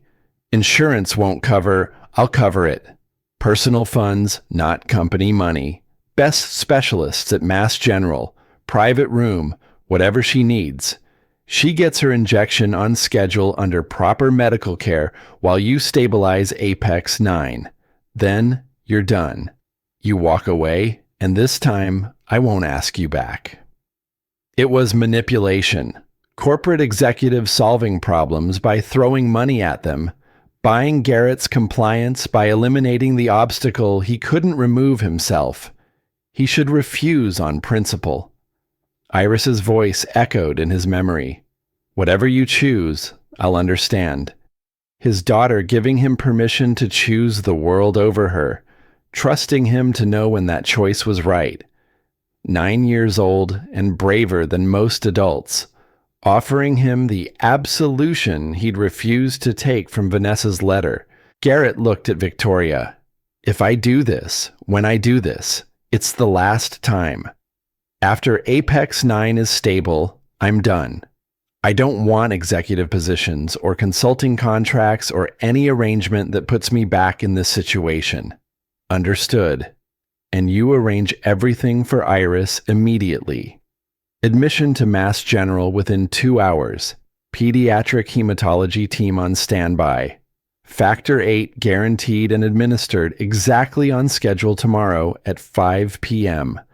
I'll have my assistant handle it personally. He thought about Vanessa's letter, about Iris's bravery, about 2,000 families whose lives depended on choices he made in the next 8 hours. Then, I'm coming. But Victoria, this is the last time I choose the machine over being home. After today, I find a different way to be both the engineer and the father. Vanessa asked for balance. I'm going to figure out what that actually means. Victoria extended her hand. Deal. They shook. And Garrett felt 8 years of exile crack apart. He was walking back into the world that killed Vanessa, but this time he understood. It wasn't the world that killed her. It was random tragedy. And hiding from his expertise wouldn't prevent the next random tragedy from finding Iris or him or anyone else. The only thing hiding accomplished was wasting the gift Vanessa had loved him for having. He grabbed his jacket. Let's go save your reactor. Then I'm going to Mass General to read Charlotte's Web to my daughter while specialists administer Factor 8. And tomorrow, I start figuring out what balance actually looks like. They left the apartment together, Victoria in her expensive car, Garrett following in his rusting F-150. Behind them, Vanessa's letter lay on Iris's bed, final message from a woman who'd understood her husband better than he'd understood himself. Some people were born to fix impossible problems. Garrett Thornwell was one of them. And for the first time in 8 years, he was choosing to be that person again, not because crisis demanded it, but because balance meant accepting all the parts of himself, even the ones that scared him. The drive to Vanguard took 18 minutes through mid-morning traffic. Garrett followed Victoria's sedan in his F-150, the contrast between vehicles of visual metaphor for everything about to happen. His phone buzzed constantly. Victoria's assistant coordinating Iris's hospital admission, Raymond sending system diagnostic reports, messages from engineers he'd never met asking for guidance on failures they couldn't comprehend. At a red light on Atlantic Avenue, he called Riverside Elementary. Mrs. Patterson answered on the second ring.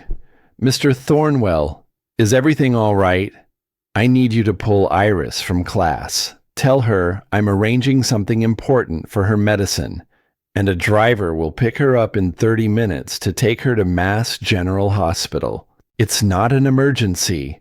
It's preventive care. Mrs. Patterson's silence carried professional concern. I'll need written authorization to release her to anyone other than you or Mrs. Dalton. You'll have it in 10 minutes. And Mrs. Patterson, can you tell Iris that I'm going to fix the big problem at work, and then I'm coming to read to her? Tell her I'm choosing both. She'll understand. The light changed. Garrett accelerated through the intersection toward the financial district skyline where Vanguard's glass tower reflected morning sun like a mirror catching fire. The executive floor at Vanguard hummed with controlled panic. Engineers clustered around diagnostic stations, their faces carrying the exhaustion of people who'd fought losing battles all night. When Garrett stepped off the elevator, the room went silent. 20 pairs of eyes tracked him like he'd returned from the dead. Raymond appeared from Victoria's office, relief visible beneath his professional composure. Thank God. The systems have been cascading for 9 hours. We've isolated 4 of Donovan's backdoor triggers, but there are at least 3 more we can't locate. Garrett moved to the main diagnostic terminal without preamble. His fingers found the keyboard with muscle memory that 8 years hadn't erased. The screens displayed carnage, temperature fluctuations in the primary cooling loop, magnetic containment oscillations, fuel rod positioning errors that should have triggered automatic shutdown protocols but hadn't because Donovan's code was overriding safety systems. How long until federal inspectors start formal review? Raymond checked his watch. 4 hours and 12 minutes. They're conducting preliminary walkthroughs now, but the official assessment begins at 2 p.m. If we're not stable by then, we lose everything, I know. Garrett pulled up system architecture, tracing data flows with the precision of someone who designed these exact pathways 14 years ago. Donovan's back doors were elegant, almost beautiful in their sophistication, hidden subroutines that mimicked normal operations while systematically destabilizing core functions. It was sabotage as art form, and Garrett felt grudging respect for the technical execution even as he prepared to dismantle it. I need everyone in this building with engineering credentials in this room. Every analyst, every technician, everyone who knows the difference between firmware and hardware. We have 4 hours to do 8 hours of work. Victoria's voice came from the doorway. You have whatever resources you need. Within 15 minutes, 32 engineers filled the control room. The night shift who should have gone home, the day shift arriving early, specialists pulled from other projects. They watched Garrett with expressions ranging from skepticism to desperate hope. He projected Donovan's backdoor architecture on the main screen, 7 logic bombs embedded in critical systems, each one designed to trigger specific failures that cascade into total shutdown. Donovan spent 3 weeks building this structure. We have 4 hours to disassemble it without setting off the triggers. A young engineer raised her hand. Why not just restore from backup before Donovan's code was installed? Because he corrupted the backups. Every restore point from the past month carries fragments of his code. We restore. We're just resetting the timer on the same bombs. Garrett divided the room into 7 teams, assigning each a specific bomb to neutralize. He moved between groups like a conductor coordinating an orchestra, providing technical guidance, correcting approaches, pushing them faster than they thought possible. Team 3, that's not a firmware glitch. That's Donovan's trigger watching for your fix attempt. You need to approach from the hardware layer, bypass the monitoring subroutine entirely. At 11:47 a.m., they'd neutralized 4 bombs. 3 remained, and time was compressing like matter approaching a black hole's event horizon. Federal inspectors moved through the facility, their preliminary observations becoming increasingly concerned. Victoria fielded questions with political deflection, buying minutes they desperately needed. Team 7 isolated the 5th bomb at 12:23 p.m. A nasty piece of code hiding in the magnetic containment monitoring system, designed to create oscillations that would force emergency shutdown. The lead engineer, a woman named Sarah Mitchell who'd been skeptical of Garrett's authority an hour ago, worked with focused intensity that reminded him of his younger self. She killed the trigger at 12:41 p.m., 5 down, 2 remaining. The 6th bomb revealed itself at 1:04 p.m. in the fuel rod positioning controls. This one was vicious, designed to create micro-movements that would seem like mechanical drift but would accumulate into dangerous misalignment.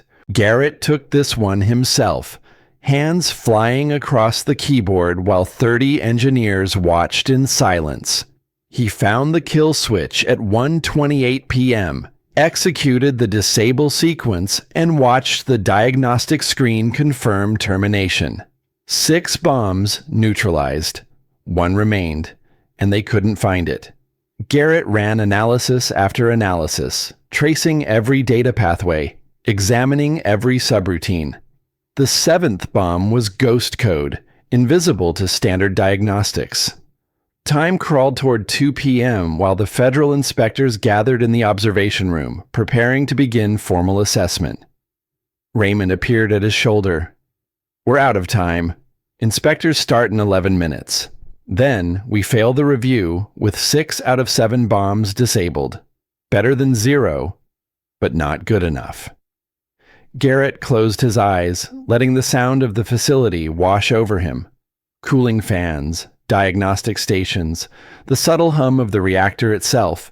He designed this system when he was 29, understood it at levels most engineers never reached.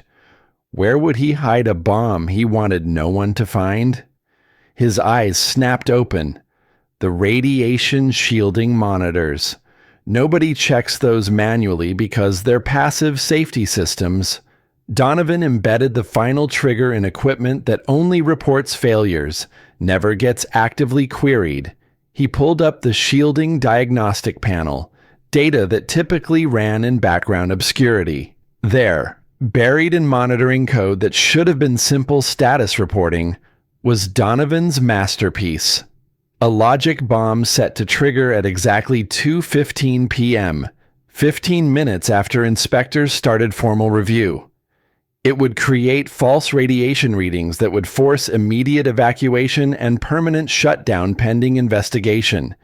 The elegance was terrifying. Even with the reactor perfectly stable, Donovan's final bomb would destroy them through phantom emergency. "I found it, but there's a problem."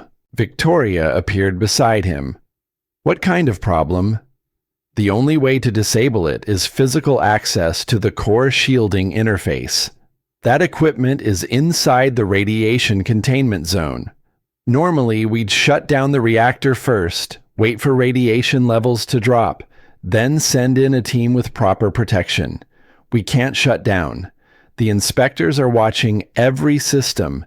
Any shutdown attempt looks like we're failing." "Exactly. Which means someone goes in while the reactor is hot." Raymond's face went pale. "Garrett, exposure limits in the active containment zone are 30 seconds maximum. Beyond that, you're looking at radiation doses that cause cellular damage. I know. I wrote the safety protocols." He was already moving toward the equipment room where protective gear was stored. Victoria followed, her heels clicking against tile with increasing urgency. "There has to be another way." "There isn't. The interface is in a crawl space too small for remote equipment. It requires human hands, and it requires someone who knows exactly which override to execute without hesitation. That's a population of 1. You're talking about risking your life." Garrett pulled a radiation suit from its storage locker, the heavy lead-lined fabric designed to buy precious seconds against invisible death. "I'm talking about doing the job I came here to do. Get those inspectors positioned where they can see me solve this. I want witnesses to what happens next." 3 minutes later, Garrett stood at the entrance to the reactor containment zone wearing 60 pounds of protective gear. The dosimeter clipped to his chest would measure radiation exposure in real time, alarming when he hit dangerous levels. The crawl space entrance was a circular hatch 30 inches in diameter, leading to a tunnel that ran 15 feet to the shielding interface panel. Victoria's voice came through his helmet radio. "Federal inspectors are in the observation room. They're watching on monitors. Garrett, they're timing this against protocol violations." "Good. Let them watch someone actually fix what their regulations said was impossible." He opened the hatch and crawled into darkness, lit only by his helmet lamp. The tunnel was exactly as he'd designed it 14 years ago, narrow, claustrophobic, lined with pipes carrying coolant at temperatures that would boil flesh. The radiation level increased with every foot of progress, his dosimeter clicking faster as he approached the reactor core. 15 feet felt like 15 miles. His shoulders scraped against metal walls. The protective suit, restricting movement. The dosimeter's clicks merged into continuous tone, warning that he was approaching maximum safe exposure. 10 seconds in the zone. 20 seconds. The interface panel appeared in his helmet light, exactly where it should be. Garrett pulled the access tool from his belt, a specialized wrench designed for this specific panel. His hands shook. From adrenaline or radiation, he couldn't tell. The panel opened. Inside, circuit boards and fiber optic connections that controlled radiation monitoring. And there, on the secondary control board, a chip that didn't belong in the original design. Donovan's final bomb, hardware embedded where software analysis would never find it. 30 seconds. The dosimeter screamed. Garrett's hands moved with precision born from 3 decades of practice. Locate the chip, trace its connections, identify which circuits to sever. His vision started to blur at the edges, the first sign of acute radiation exposure. 40 seconds. Beyond safe limits now. Every second meant cellular damage, potential cancer, DNA corruption that might manifest in ways he'd never know. But his hands stayed steady, disconnecting the chip's power supply, removing it from the circuit board with tweezers that felt like they weighed 50 pounds. 50 seconds. The chip came free. Garrett backed out of the crawl space, dragging himself through the tunnel while the dosimeter shrieked protest. His lungs burned, his muscles screamed, his vision narrowed to a tunnel of darkness surrounding helmet lamp light. He emerged from the hatch at 57 seconds total exposure. Hands pulled him clear, stripped the helmet off. Garrett gulped air that tasted like copper and ozone while medical personnel surrounded him with decontamination equipment. On the main diagnostic screen, the 7th bomb signature disappeared. All systems green. Perfect stability. The Apex 9 reactor hummed with the contentment of equipment operating exactly as designed. The federal inspectors stood in stunned silence. Victoria's face showed relief and fury in equal measure. Raymond just looked old and tired and grateful. Garrett pulled himself upright, discarding the radiation suit while medical staff protested and scanned him with handheld monitors. The dosimeter reading 57 seconds at 4.2 millisieverts exposure. Below the threshold for mandatory medical intervention, above the threshold for casual dismissal.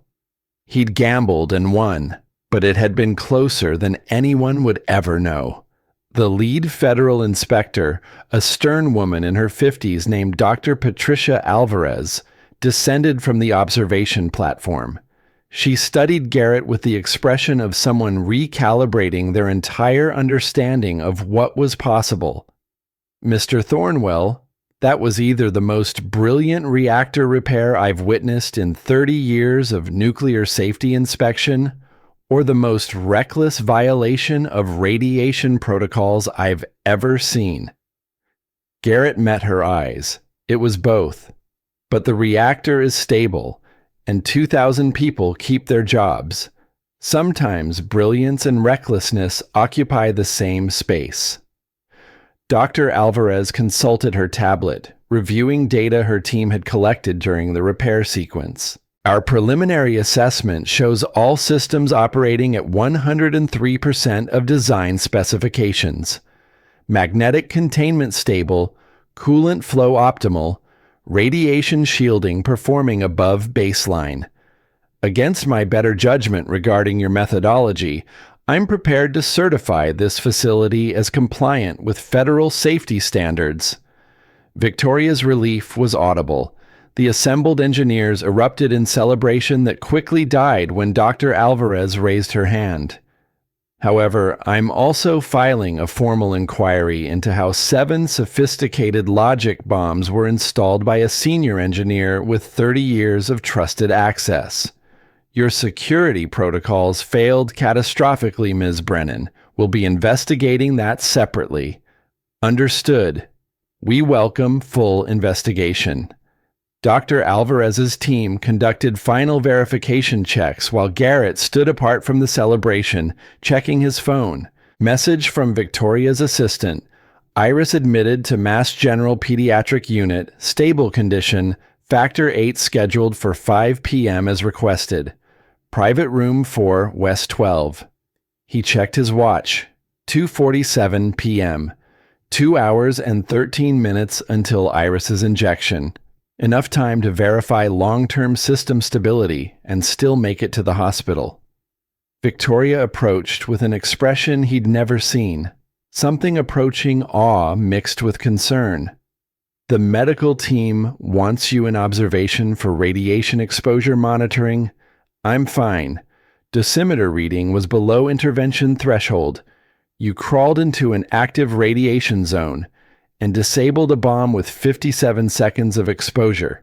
That's not fine. That's insane. It's done. The reactor is stable. Your company survives. That's what you paid me for.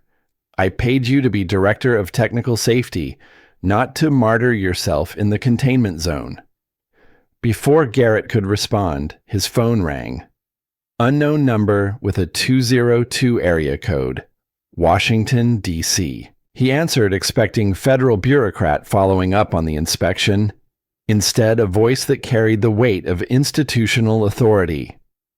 Mr. Thornwell, this is Martin Reynolds, Deputy Secretary of Energy. I've been watching the Apex 9 situation remotely through Dr. Alvarez's feed. That was extraordinary work. Thank you, sir. I'm calling to discuss a position we've been trying to fill for 18 months.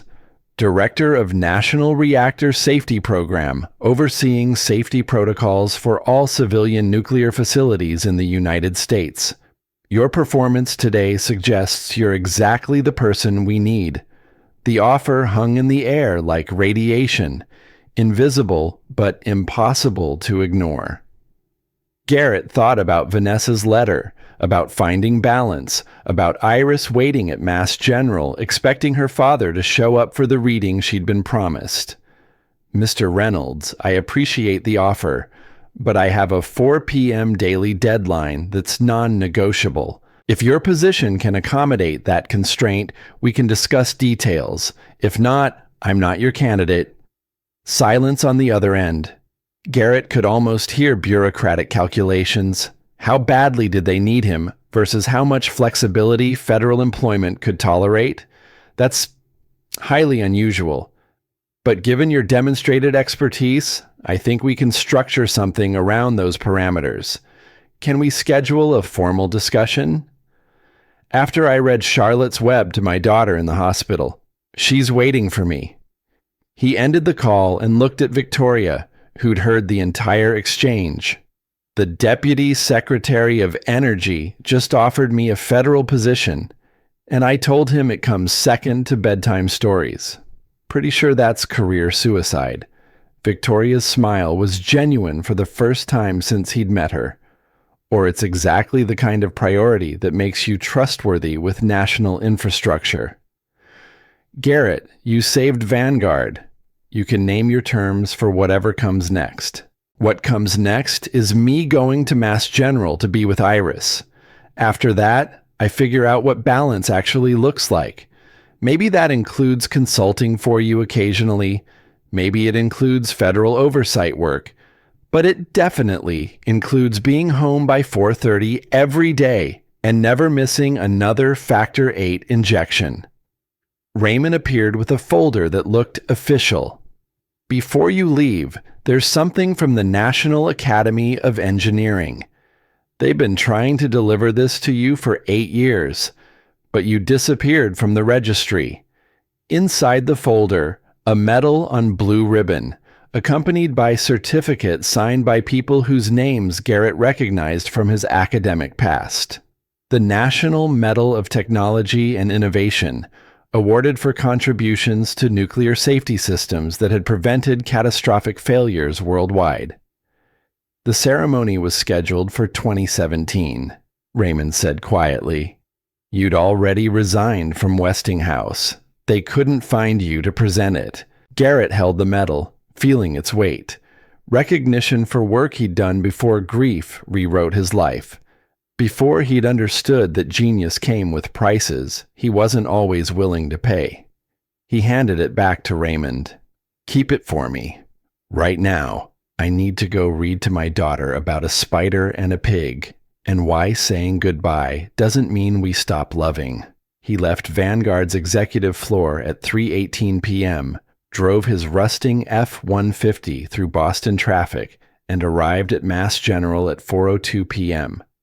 Iris was in a private room with windows overlooking the Charles River, reading her science textbook with the concentration she brought to anything involving living systems.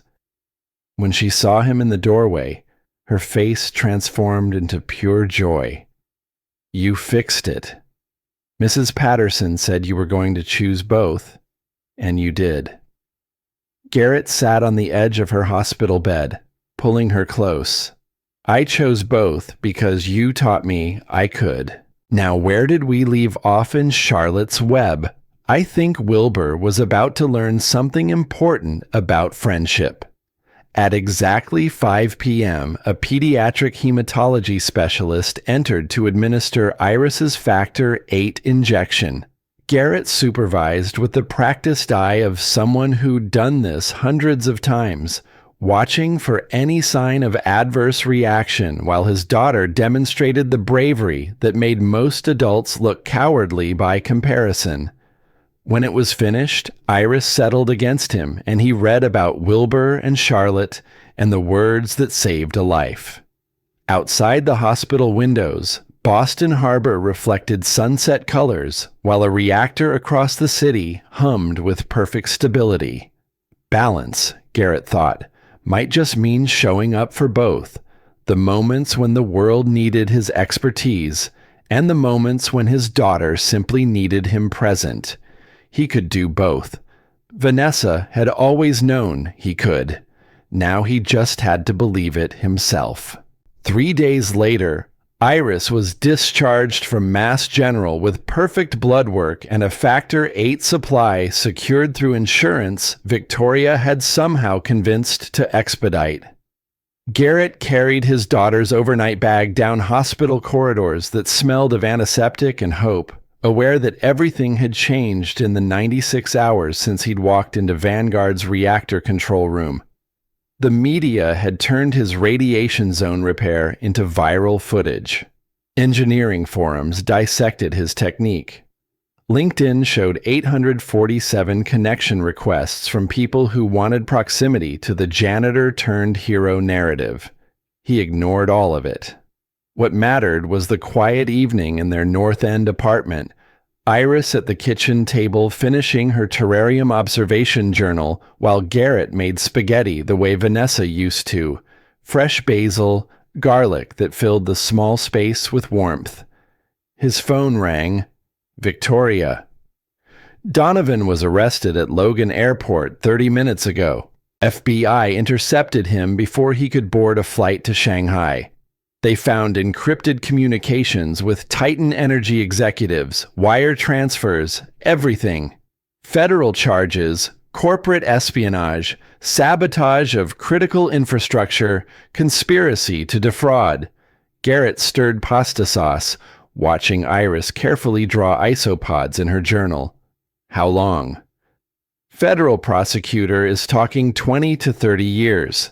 Titan Energy stock dropped 42% today.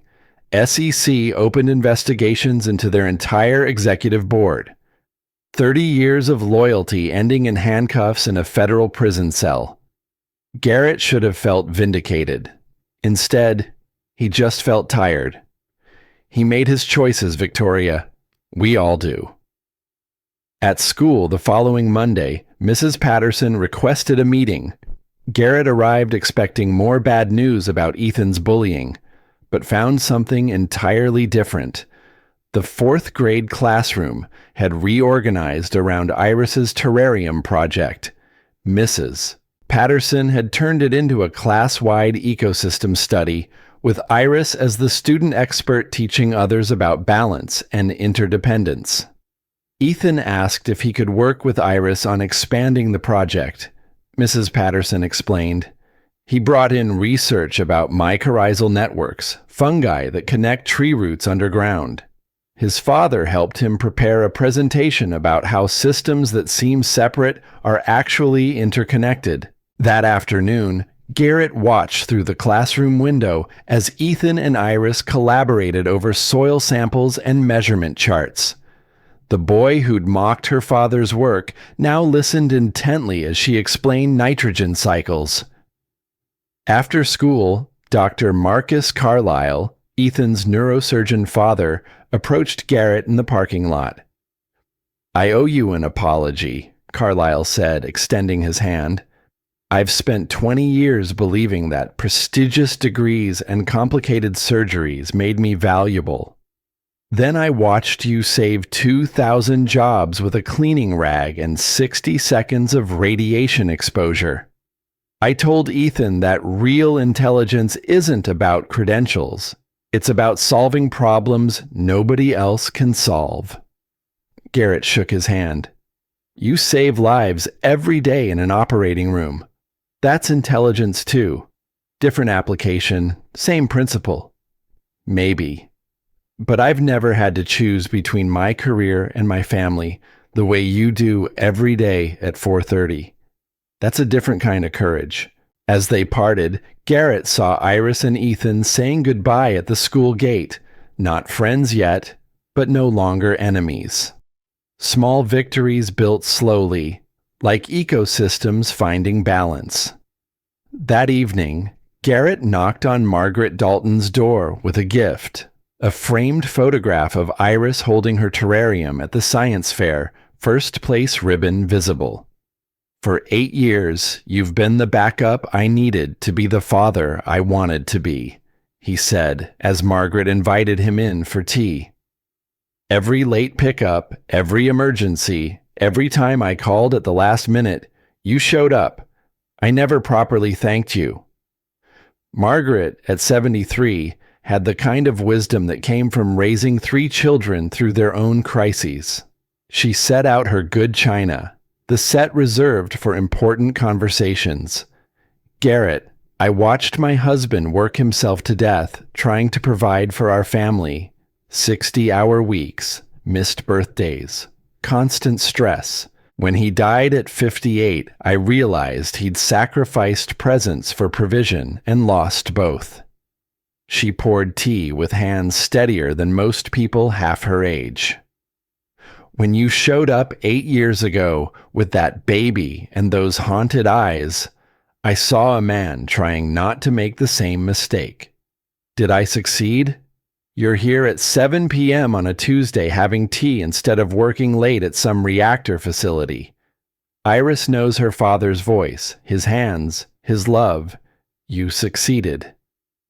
The photograph found a place on Margaret's mantle, between pictures of her own grandchildren. The National Medal of Technology and Innovation ceremony took place in mid-December at the Smithsonian National Museum of American History.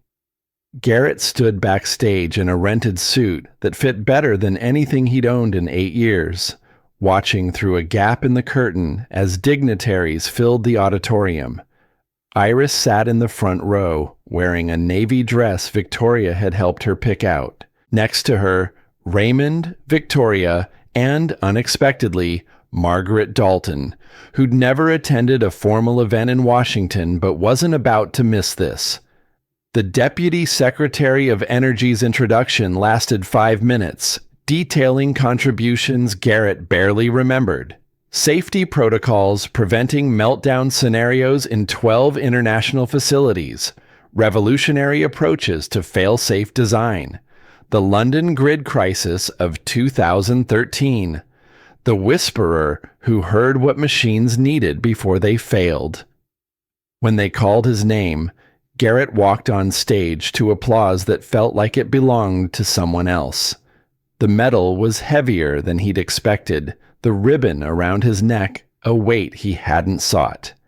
His acceptance speech was 43 seconds. This medal honors work I did when I believed machines were the most important problems to solve. Since then, I've learned that the most critical systems aren't made of metal and software. They're made of promises kept, of being present when it matters, of teaching the next generation that brilliance without boundaries is just another form of failure. He looked directly at Iris. My daughter taught me that genius serves best when it remembers who it's serving. This medal belongs to everyone who chooses to show up for their families, their communities, their promises. Thank you.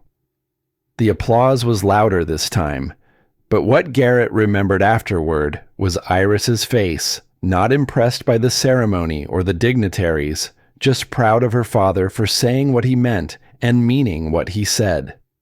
At the reception, a young engineer approached nervously. Dr. Thornwell, I'm graduating MIT next month. I have offers from 3 national labs, but they all want 60-hour weeks. How do you balance excellence with presence?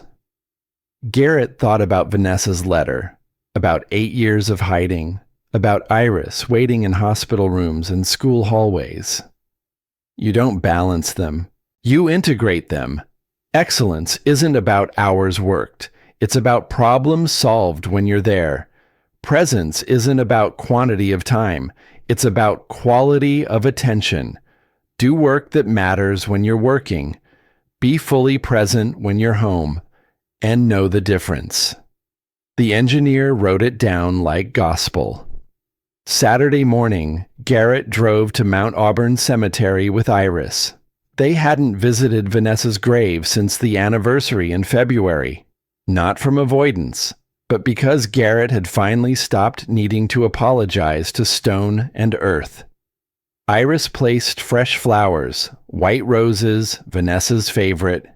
Garrett stood silent, hands in pockets, watching December wind move through bare trees. I read Mom's letter, Iris said quietly. Mrs. Dalton gave me the copy you made for me when I turned 13, but I asked to read it early. Garrett's throat tightened. What did you think? I think Mom knew you better than you knew yourself. She knew you'd blame yourself and hide. She knew you'd need permission to be both things, the genius and the dad. Iris touched the headstone gently. She gave you permission 8 years ago. You just needed 8 years to accept it. A 9-year-old child understanding what had taken him nearly a decade to learn. Mom would be proud of you now, Iris continued. Not because you won a medal or saved a reactor. Because you finally figured out what she was trying to tell you. Garrett knelt beside his daughter, both of them looking at Vanessa's name carved in granite. December sun broke through clouds, warming the cemetery with light that felt like benediction. I think she already knew I'd figure it out, Garrett said. She just had more faith in me than I had in myself. They stayed until Iris was cold, then drove home to make hot chocolate and work on her terrarium observations. Balance. 8 months passed with the quiet efficiency of healing. Garrett's hybrid position, part-time director of National Reactor Safety Program, part-time Vanguard consultant, covered Iris's medical costs with room to breathe. He was home every day by 4:30. He hadn't missed a single Factor VIII injection. Victoria's Family First protocol at Vanguard became industry standard practice. 3 major energy companies adopted similar policies after seeing Vanguard's productivity increase 17% in Q1. Business journals featured Victoria explaining that sustainable excellence required sustainable boundaries. Garrett also accepted a teaching position at MIT, 1 advanced seminar per semester. Raymond sat in on every lecture, watching his former student teach the next generation that expertise without humanity was just expensive noise. On a Tuesday morning in early June, Garrett stood in his Vanguard office reviewing blueprints for the São Paulo reactor while Iris worked through pre-algebra at her corner desk. She was teaching herself calculus over summer break with the same fierce concentration she brought to managing hemophilia. Victoria appeared in the doorway, carrying coffee and news. Iris's science fair project got accepted for publication in Junior Science Quarterly. They want to feature her ecosystem balance research. Iris looked up, eyes wide. Really? Really? They called me because Garrett listed Vanguard as our family business address. Victoria smiled. Congratulations, Dr. Thornwell, Jr. After Victoria left, Garrett watched his daughter return to her algebra with renewed focus. On his desk sat 3 framed photographs he'd finally had the courage to display.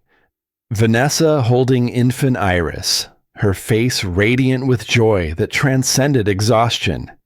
Young Garrett beside his reactor in 2011, grinning with the unself-conscious confidence of someone doing exactly what they were born to do. Current Garrett and Iris at the National Medal Ceremony, his hand on her shoulder, both smiling with the peace that came from finally understanding what mattered. 3 images documenting the architecture of a meaningful life: love, purpose, integration. His phone buzzed, Raymond asking about guest lecturing at an international conference in September. Deputy Secretary of Energy requesting consultation on new safety protocols. Victoria forwarding a reactor design that needed his review. The work found him now. He didn't have to chase it, didn't have to sacrifice everything else to prove his worth. The world had learned he was available, just not always, and never at the cost of being Iris's father first. At 4:28 p.m., he saved his work and began shutdown procedures. Iris packed her homework without being asked, this routine so established it required no discussion. They walked to the parking garage together, Iris chattering about the isopods in her terrarium multiplying faster than predicted, how she suspected the soil pH was affecting reproduction rates, how she wanted to test the hypothesis with controlled experiments. Garrett listened with the attention he'd once reserved for reactor diagnostics, understanding that this was equally important work. Maybe more important. The F-150 still ran, though he'd finally replaced the rusted panels and upgraded to a functioning radio. Iris had decorated the dashboard with stickers from the Museum of Science where they'd become members. Her favorite was the double helix, because DNA is just nature's code for building people. At home, they made dinner together while discussing whether genetic engineering could cure hemophilia in her lifetime.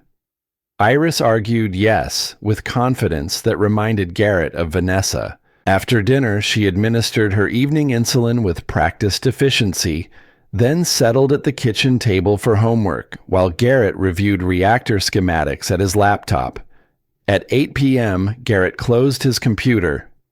Bedtime, Firefly. Can we read the next chapter of Ender's Game? We're at the part where he figures out the enemy's gate is down. They read together on her bed, Iris nestled against his shoulder, both of them analyzing military strategy in zero gravity, as if it mattered more than anything in the world.